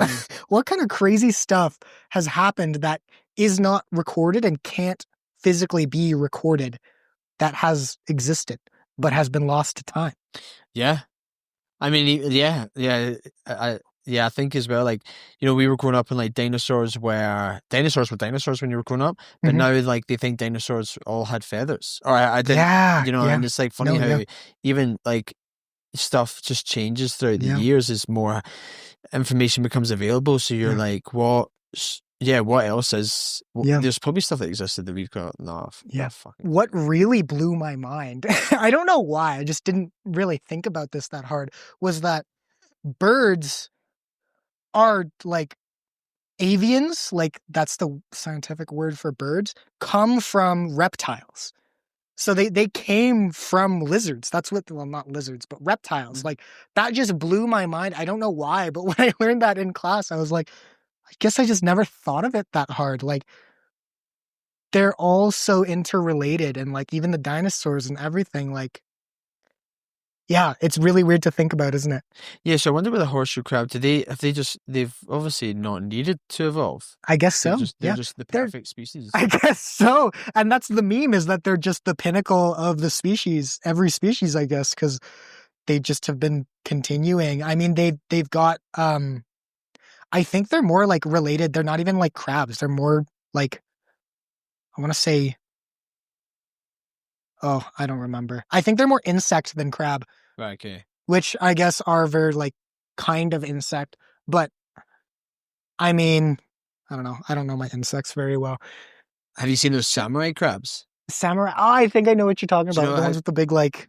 Yeah. So I thought that's when you were going with the horseshoe crab, I thought that's where you're going to go. But there's I don't know if they're called samurai crabs, but no, but I think I'm picturing it. Yeah, in Japan. And what it happened was they believed. Now I'm going to butcher this story, but in Japan they believed that samurais became these samurais deceased became these crabs. Oh, that's so cool. So they used to, when the fishermen were like pulling up the crabs and they looked like samurais, they threw back all the ones that looked like samurais and they would take the rest. So that's why there is like an abundance of these samurai looking crabs because of the human influence. Yeah. That's so interesting. I mean, that makes sense. And that's just how ecology works, isn't it? It's because these crazy things that are happening because of predation even. Like, and that's kind of how ecology works, isn't it? It's survival of the fittest. And if you're not the fittest, then you get eaten. There was this thing that happened. It is Yellowstone, right? That's the one in the U.S., the national park. The desert, yeah, that's the one. Okay, I just keep forgetting names. I'm so bad with names. But Yellowstone, there was this thing when it was like kind of first, like, I guess, founded, like when the national park became a national park. There was this huge incentive to get rid of all the predators, because obviously that's the conclusion to come to, is you get rid of all the predators and then you have a happy, healthy ecosystem. Nothing's eating nothing. Yeah.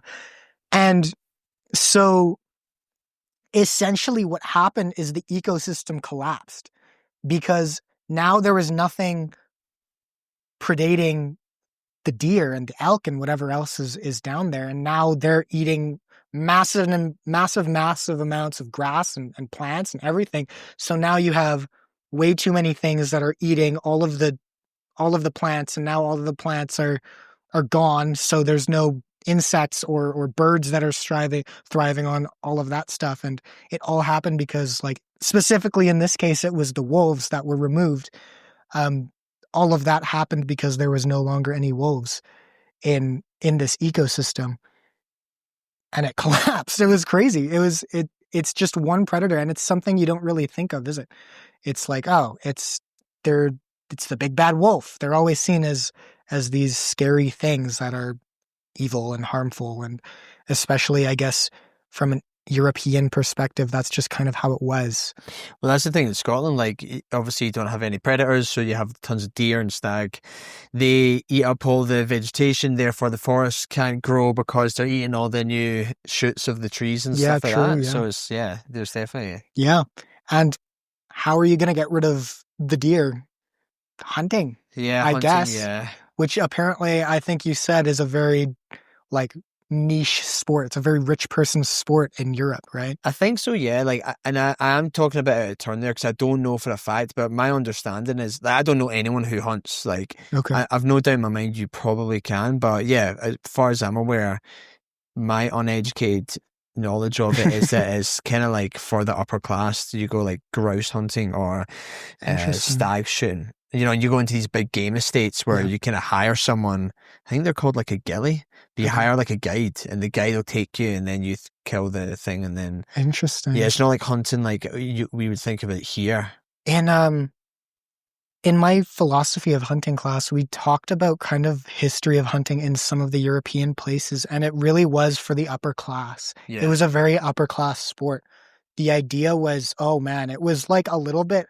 I just really don't agree with the hunting that they did back then. But essentially, there would be these big hunting parties for the person of the hour, I guess, the really rich person. Sometimes it was a king, sometimes it was a lord, whatever. They would go out and they would essentially get all of these people to go out and do all the dirty work, find the biggest, meanest, scariest buck or deer. I guess you guys might have elk or moose there. I don't know. But like the idea was they would not kill it when they found the biggest, scariest one. They would ensnare it. They'd like take it back to the camp for the king or the person to kill and shoot.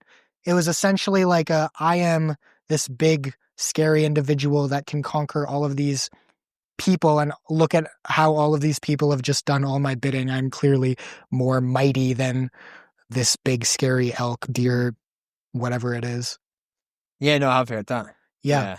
And it was just that idea. And then afterwards, this elk wouldn't even be eaten. It would be essentially like fed to the dogs. Yeah. And like the lower people would be eating the hunt, I guess. And like the nobles wouldn't touch it. They like would barely even like touch the animal itself. Yeah. It was just that kind of idea that I am mightier than nature. Oh, yeah. Then it goes back to being mightier than nature. Yeah, I think... Which was... Yeah, and I think it's kind of... Not that there's like... Well, I guess there is a king in the UK, but not that there's like that... probably to that extreme. But yeah, I think in the UK, hunting seems to be more of the upper class thing to do, whereas here it seems to be more like the common man's pursuit, you know, like to go hunting for sure. And stuff like that.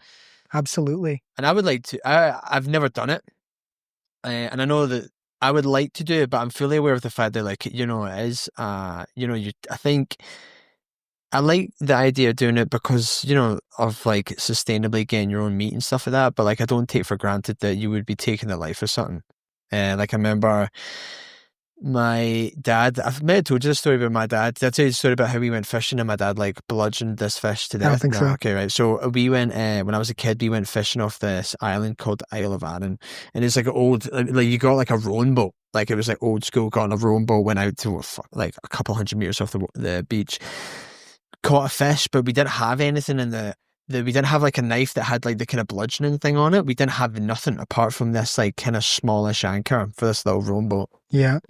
So my dad's holding this fish and it's like flapping around like crazy, and he is like trying to hit this fish with this anchor and he effectively just like bludgeons it to death. Yeah. You know, Yeah, and for sure. he loves telling the story because I was like traumatized by Yeah, like of crying course, and stuff. as you would.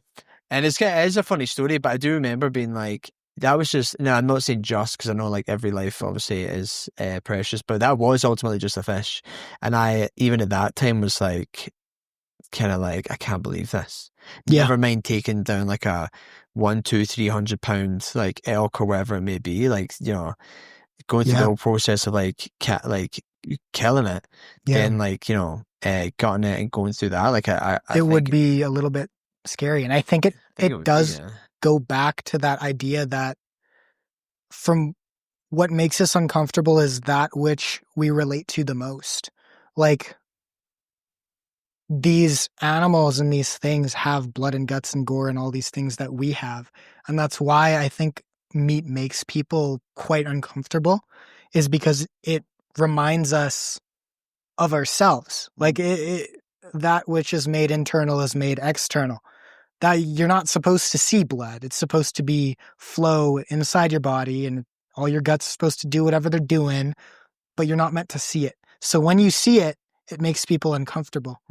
It makes all of us uncomfortable. And what I've been trying to figure out is if that is like something that like is a socially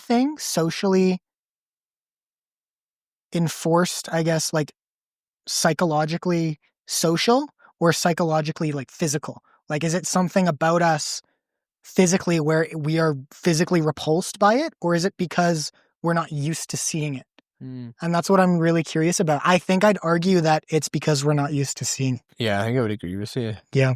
You know, back in the day, people, you know, people die all the time, really. People died all the time. Maybe in like and wars and stuff, and see, you know, people die. Yeah. Whereas I think now, yeah, like people live longer. We're all, generally, most people are healthier. Like, I think it's almost more shocking now if someone young dies. Like, I know I'll let you know two people. I know two people, a girl that I wasn't even particularly close with, but we were in the kind of same circle of friends growing up, and she passed away of cancer when we were like 21.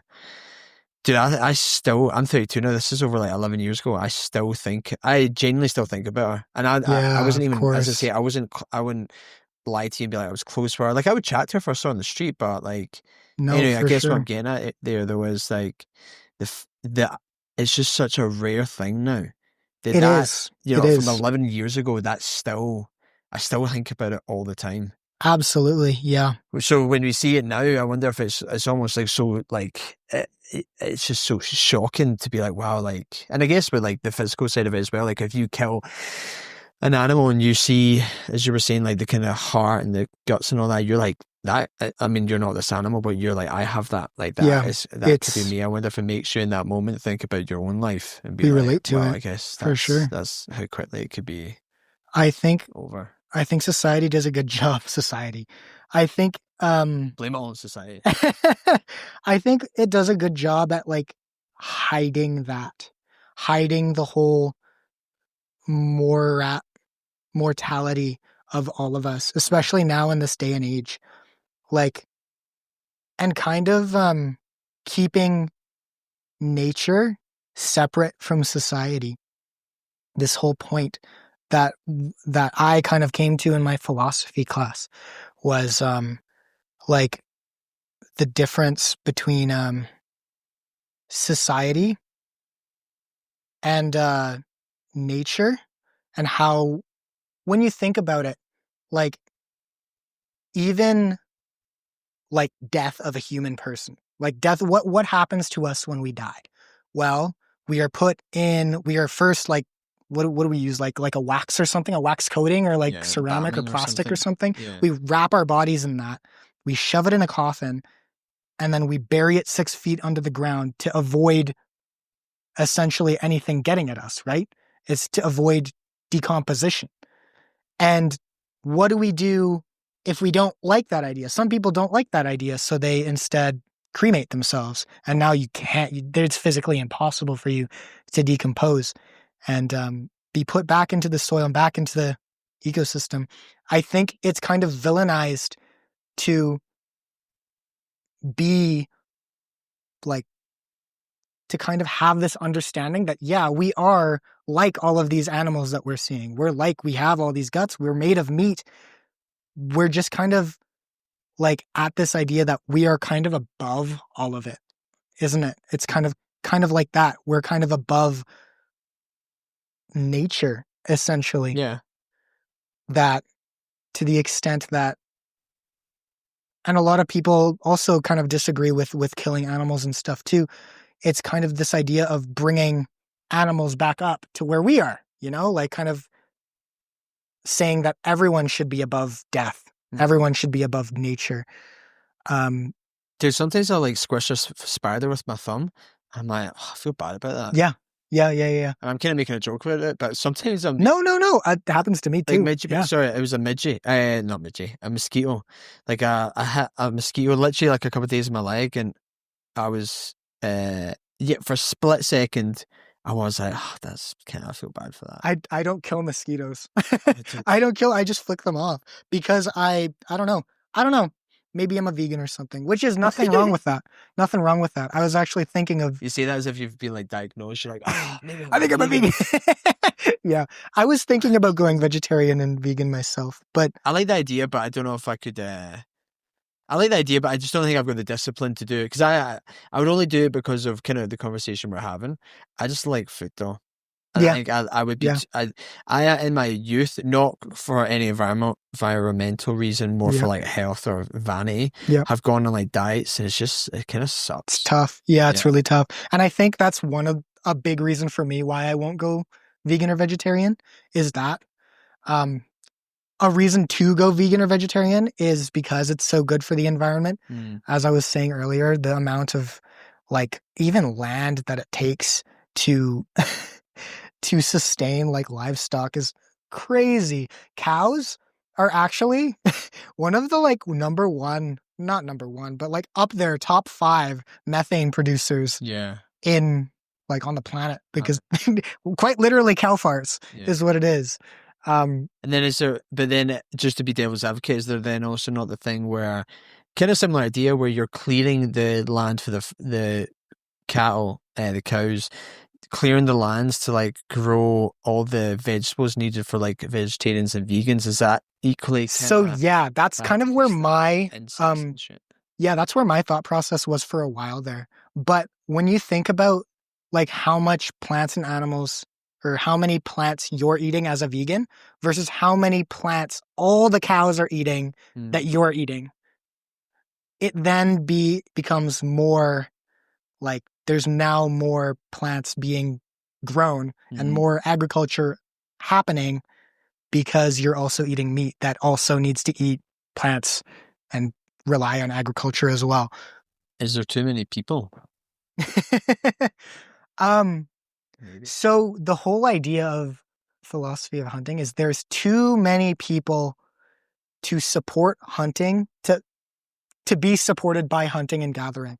We have essentially, we rely heavily on agriculture now. So in that regard, I don't want to say there's too many people, but there's certainly a lot of people who rely on things that are environmentally degrading the planet. To be able to have a complete and sustainable way of life is going to be a difficult challenge with the population that we have right now. That's for sure. Yeah. It's going to be very difficult. And I think as well, it's like not equal in all parts of the world. So what I mean by that is like in Scotland, there's like, I was talking about this with my roommate last night. Scotland's only got 5.5 million people in the whole country. The whole country. Because I think he was talking about how Calgary's now, I can't remember what he was talking about, it's high. Yeah. So, you have these kind of like massive populations, like India's like 1 billion and something, Yeah, it's crazy. Like obviously America's like 300 and whatever. But yeah, then you have other places like Scotland and probably like other Scandinavian countries where it's probably still kind of low.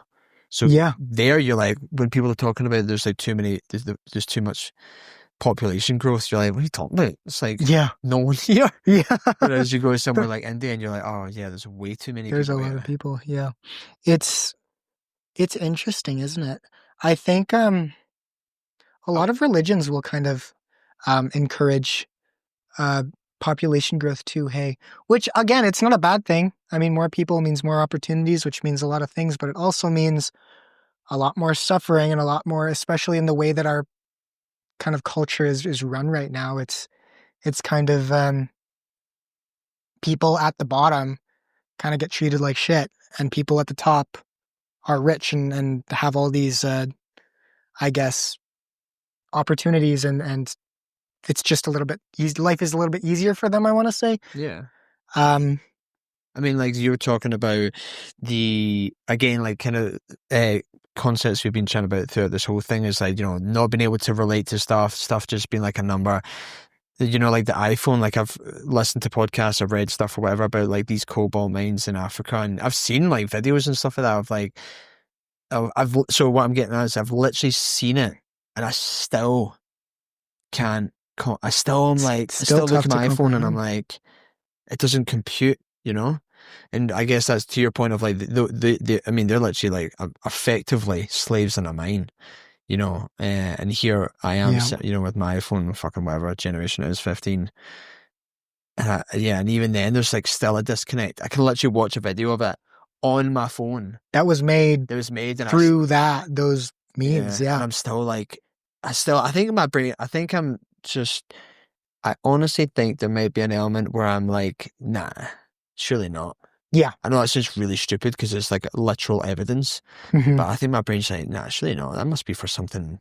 It's hidden very well. Yeah. It's hidden very well But in even the that's mass not media. that hidden, and I No, still can't like no, it's not. But comprehend it. it's because people don't talk about. Well, people talk about it for sure, but I guess it kind of goes back to the whole whoever's in charge. Hey, Everyone wants an iPhone. everyone wants an iPhone. Nobody's gonna stop using Unless you're like an iPhones. Android user. I am an Android user, actually. I am.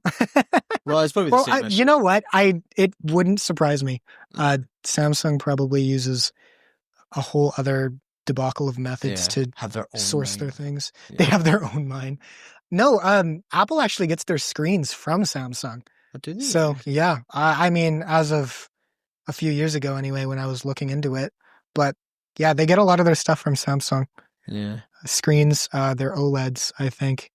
So if you were looking in the future, like 20 years from now, like what is your perspective on how things are going to go environmental wise? Oh, that's a good question. What do I think the world is going to be like in however many years environmentally? In 20 years, yeah. I mean, it doesn't have to be 20 years, but like, I mean, the evidence is we're getting better. I think we're getting better. That's what I was going to say with the documentary. Things are getting better because before, companies were able to essentially just dump all their garbage into the river. Like they would just like dump all their crap that they don't need and pollute, and it doesn't matter. Nobody batted an eye. But now, if you tried to do that as a company, you would get shut down. You are absolutely not allowed to do that sort of thing anymore. They will. There are very big punishments, and I guess you just can't do that kind of thing anymore. So things are changing. There are ways that are that we are improving, but I mean, there's still a lot of work to be done. Quite evidently, there's still a lot of work to be done. There's a lot of people who are trying to, I guess, work against the environmental sustainability and all that sort of thing.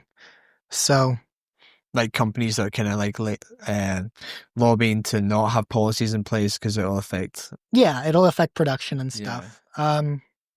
Obviously, things like carbon tax and stuff, which was environmentally a good thing, but a lot of people didn't really understand how it worked. Dude, I've got no idea how it works. It's still a little iffy for me. I mean, they but chucked it. Am I right in saying they've chucked it? They have, Yeah, and that's what I'm saying. Like they've gotten rid of it because there were so many people who just said no. We don't want to pay more money. That's stupid. Why? Of course. And theoretically, like from our perspective, why would you pay more money? That's stupid. Now, on top of that, you're also painting environmentalism as this thing that's just like kind of bad because now it's something you have to pay for. Like if you want to be environmentally friendly, you have to pay for it. So what was, sorry, cut you off. No, that was essentially it. It was like that. So what was the carbon tax for? Carbon tax was literally incentive. That's all it was. It was just in Alberta, or was it Canada? It was Canada-wide. Okay. Right? Yeah, because BC had it for a while. Alberta had it for a while. It made gas prices more expensive, and that's why people didn't like it. Okay. So... But what was the idea behind it that we paid? The idea is that essentially you pay more money for gas. Yep. Which is, so the conclusion is you don't buy gas. You walk more. You take transit. You bike more. You do all of these things. You realize how far everything is here. Yeah, that's the other thing. And when you need it, that's when you use your car for things that you actually need it for. Right, okay. So, yeah, okay, I get it. So, like, walking around town, you should do, but, like, driving. Mitigation, exactly. Yeah. It was meant to mitigate the use of oil and gas-related projects. And it also kind of, the idea of companies, too, reducing their intake, too. They had a separate system, separate from carbon tax. They had their own whole other thing. But essentially the idea for the public was carbon tax would mitigate. And you also got all of that money back. Yeah, I was getting you got your carbon rebates. So the other idea is that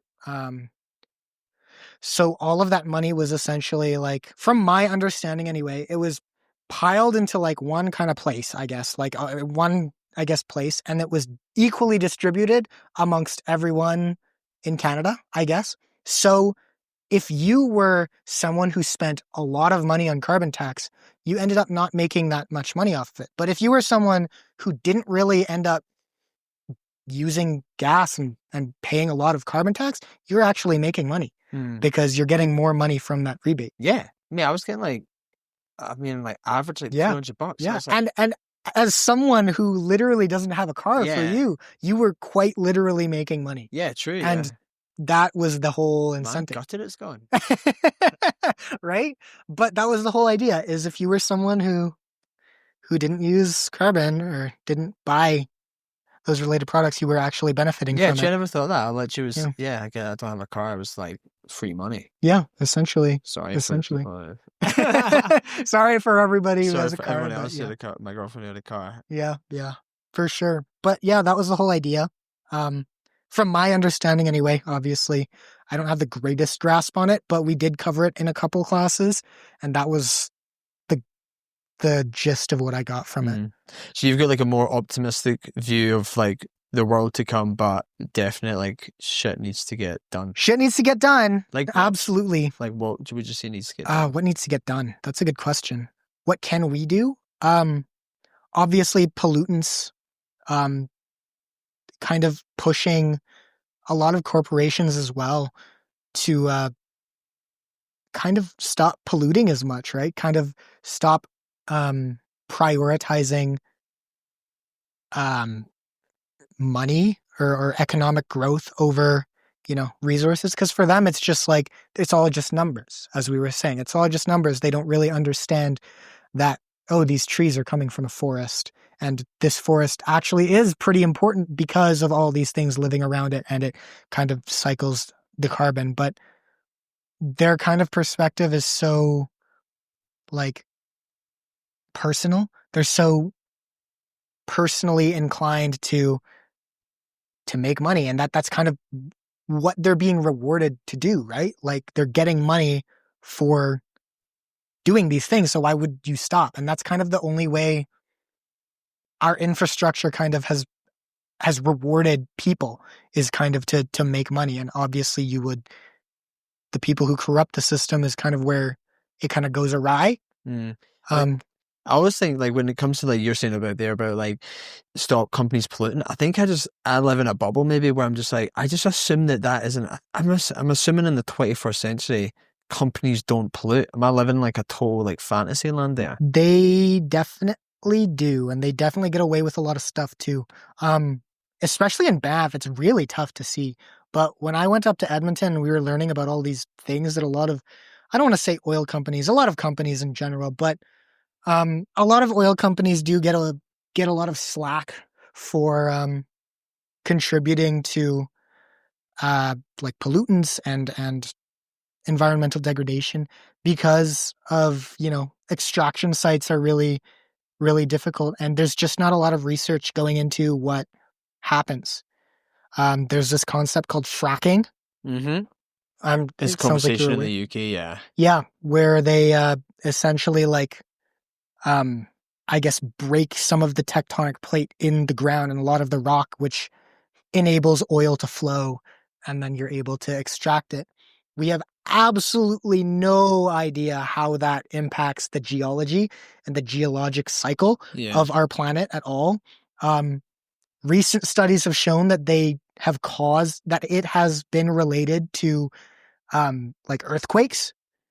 Yeah, they had that in the UK maybe like in the last 10 years. Yeah. But there was like one place in England that Yeah. they did it and then they reported earthquakes. I'm Yeah. sure that was what happened. I'm pretty sure we still do it now. It's very controversial, but I'm pretty sure Alberta is doing it, I think. But there's a lot of things that can do too, because now when all this hypothetically, theoretically, if all this rock is broken, now that leads way for oil to leak into like water supplies and stuff, right? Yeah, true, yeah. Like it goes into your water now and into the groundwater, which a lot of these smaller communities up north kind of rely on that sort of thing, right? So what does a company do once they start to, all these bad things start to happen? They throw money at it and kind of try to keep it hush hush. They try to cover it up, which a lot of cases where that does happen, it's not ideal. It's not great. Some oil companies are good. They do a really good job at keeping on top of them. And some of them are bad. I couldn't name them off the top of my head, but some of them care a little bit more. Some of them care a little bit less. Some of them have really good policies. Some of them need work. It's kind of really getting everyone on the same page. Educating yourself, holy smokes, that is such an important thing, is to educate yourself. Don't rely on the big news outlets to kind of give you the accurate information anymore, because there's so much information that goes around. It's so difficult to kind of know what's real anymore, isn't it? Educate yourself and try to educate others, and don't believe everything you hear.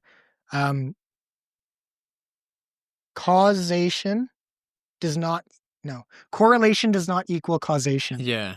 That's the biggest one, which is something that, holy smokes, gets thrown around a lot. The whole idea that it's kind of related, therefore it must mean this. Like, oh, I don't know. What's an example? People are a little bit different. Like, I guess from the really far right-wing perspective, I suppose you could say like, oh, everyone looks different. Like all these different ethnicities, they all look different. Therefore, we must be a different species. Like that's not. There's no correlation. There's perhaps we do look different, but the conclusion should not be that we are two different species. Yeah. We're the same species, and we can very easily prove it with technology, history, and everything. But there's a lot of people who would believe that, like quite literally would see that and be like, yeah, that checks out. And it's just like, those are the people we gotta kind of tackle. And that's why it's kind of tough. It can feel hopeless, because a lot of these people don't want to hear it. And they just they don't understand. Sitting down and having conversations like this is kind of the best way to do it, isn't it? Yeah, definitely, yeah. Is with that sense of respect and understanding and not yelling at each other. I feel like a lot of it, especially in school, is kind of like going from school and then back into like places like Banff and like talking to all of my friends and stuff. It's like, holy smokes, like you are be so stupid right now. And then it makes you mad. And then all of a sudden you have a big argument, and that's kind of how these conflicts arise. It's kind of tough to kind of explain all the different perspectives, isn't it? And kind of understanding is the best way to do it, I think, is a sense of mutual respect and understanding, and the mindset of wanting to learn and to actually getting to the bottom of it over just wanting to be right. Yeah, it's like having your like planting your flag, and like no matter what people tell you, you're like, doesn't matter. This is where I am. This is what I believe. I knew we were gonna bring this up. I like remembered the word because I always forget the word. I like took a picture of it. There's this like philosophical concept of it's called cognitive dissonance. Right. Okay. Yeah, it's the idea that like when there's evidence to match the prediction, people generally rationalize rather than giving up on their original belief. So I love how you had that. I knew it would come up, man. It was like it's that whole idea that if you like have a diehard belief and there's even evidence to support that it doesn't that it's false, you're gonna rationalize rather than accept that it's wrong. Mm-hmm. Well, there's like another one. I don't know if it's the same thing, but it definitely sounds similar. It's called confirmation bias. Confirmation bias. So it's like if you have two options and they're equal in outcome, but you choose one over the other, you'll start to, once you've made your choice of like, I'm going with plan A, you then start to change all the positives in your mind to plan A and the negatives to plan B because you want the thing that you have that's chosen. So true. That's a really good point. You know, so like if you ever buy something and like I'm trying to fucking think of something stupid, but I bought like this grey ball over like a smaller green one that had a different feature, and I started thinking, oh well, like at the time I was like so conflicted between that one and this one because this has got this and this has got that, and I really want them both, but I can only get one. Choose this one, and now I'm like, oh yeah, the green one sucks. Yeah. Even though at the time when I was choosing it, I was so undecided. But yeah, over time I have grown my ideas to believe that the grey one was the best one overall. Yeah, the ideals for sure. Yeah, I think that's a really good point. But then another thing, it probably is. I think it is the same as what you were saying. I think so. It's very similar for sure. Cognitive bias, confirmation bias. Oh no, cognitive dissonance. Cognitive dissonance and confirmation bias. I think they're very interrelated. Yeah. There's a lot of things. But where we kind of learned that one, that was in the wildlife. Of all subjects, it was in the wildlife identifications class. We learned about a bunch of this like little philosophy stuff.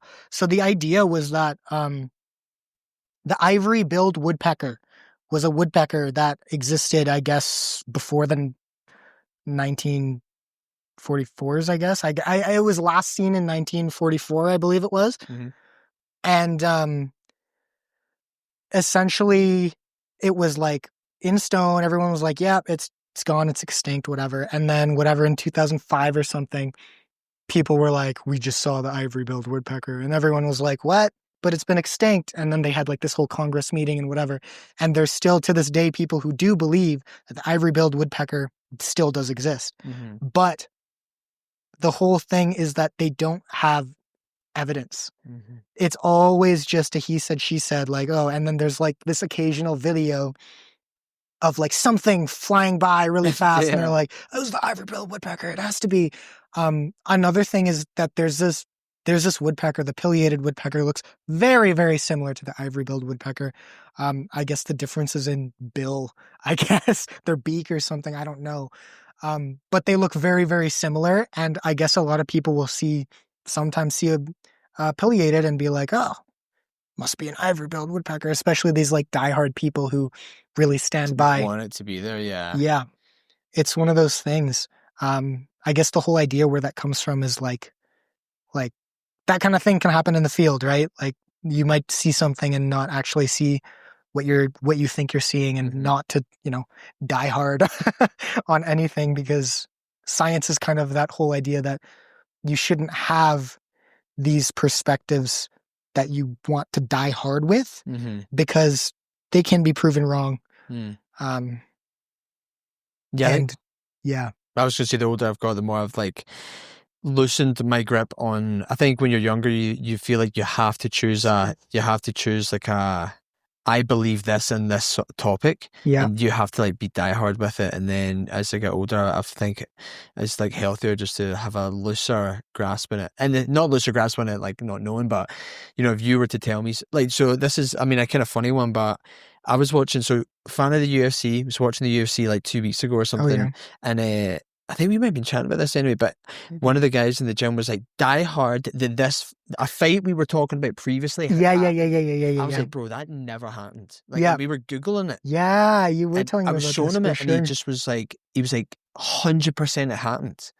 And anyway, I kind of was like incredulous because I was like, If you say so. yeah, I kind of got to that It's point one where I of was those like, I guess things. you really want to, but, I mean, that's kind of a silly example, but I guess it's more like understanding that I don't know everything, and then I meet people like you who have like you've got so much more information on topics that I Yeah. don't know. Yeah. So I might have an Right. opinion on the environment, and then I chat like recycling.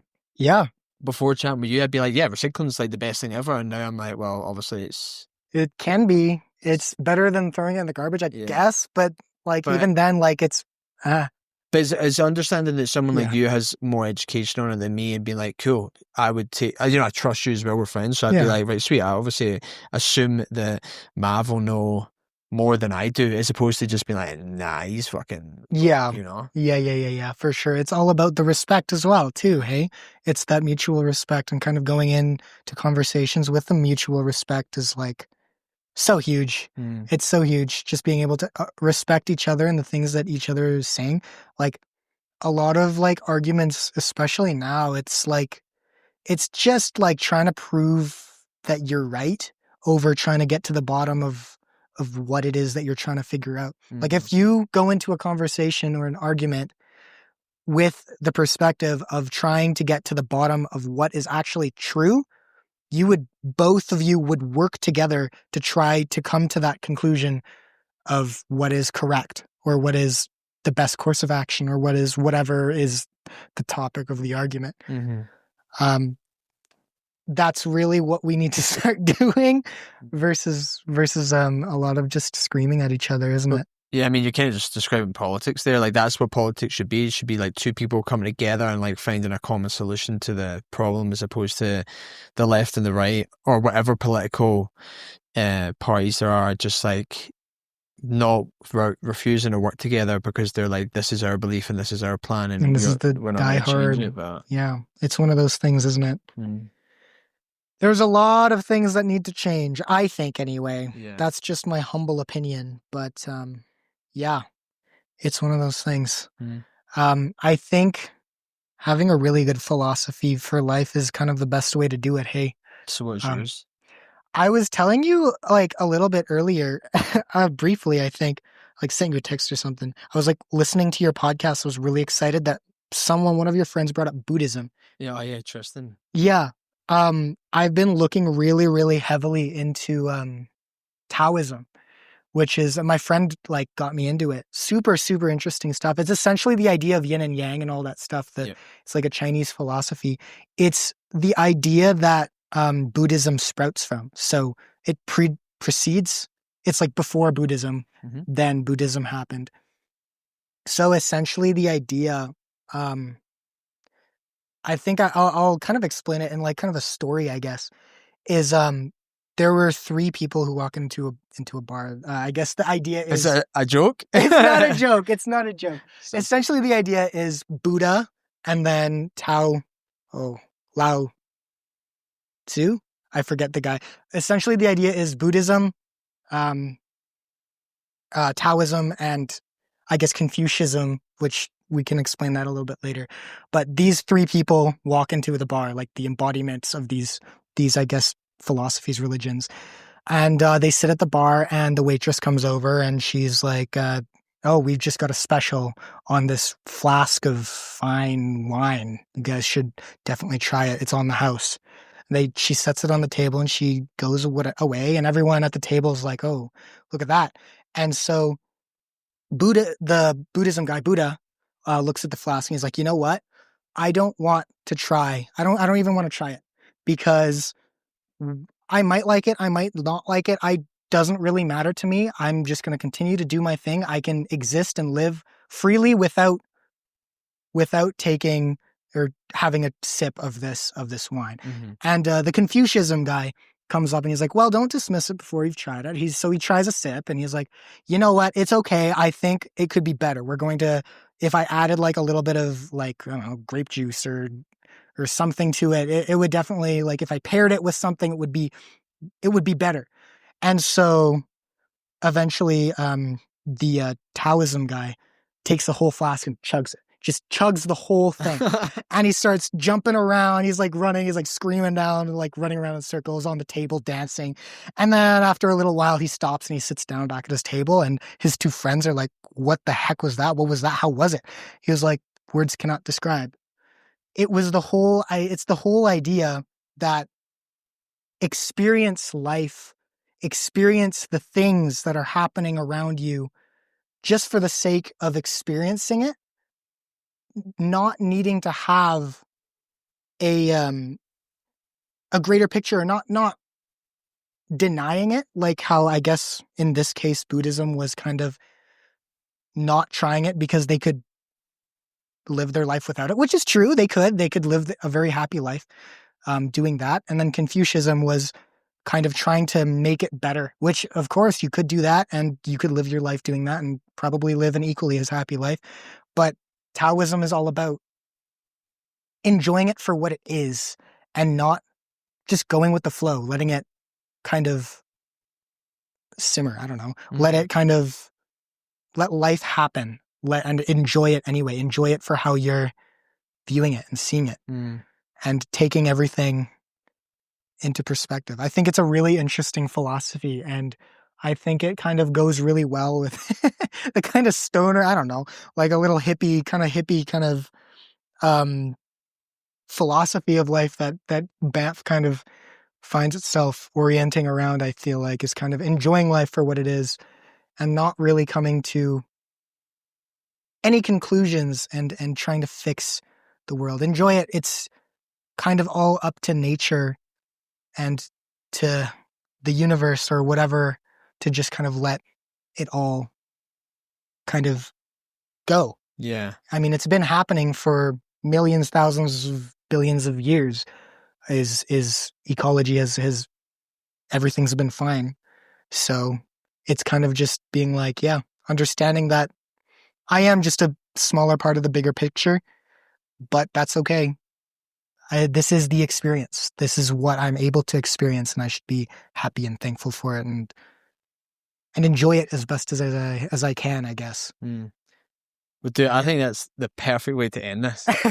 That, honestly, yeah. It's such a good. Yeah, I totally agree with you. Just it's such a positive way to round that off. Yeah, you know, just like I think that's definitely something that I struggle with, is not having that Taoist mentality of just enjoying the experience and maybe constantly feeling like, yeah, but like I need to try this thing and I need to do that, and yeah, what about next year? And sometimes just reminding myself that just enjoy. Yeah, like, no, for sure. Like, to take it back to the hike, which kind of started this whole podcast conversation off between us, was like, you know, my goal of getting to the top as quickly as I could, I actually took away from that the enjoyment that you guys got from, like, you know, chilling for 10 minutes and watching bears. Yeah, and then you caught up to me and I was like, oh fuck, I just missed all that, because I wasn't, you know, I wasn't just in the moment, just like kind of strolling through. Like, I was more fixated on the, like, get to the top. Yeah, that's such a good point, actually. Yeah. Isn't that interesting how that works?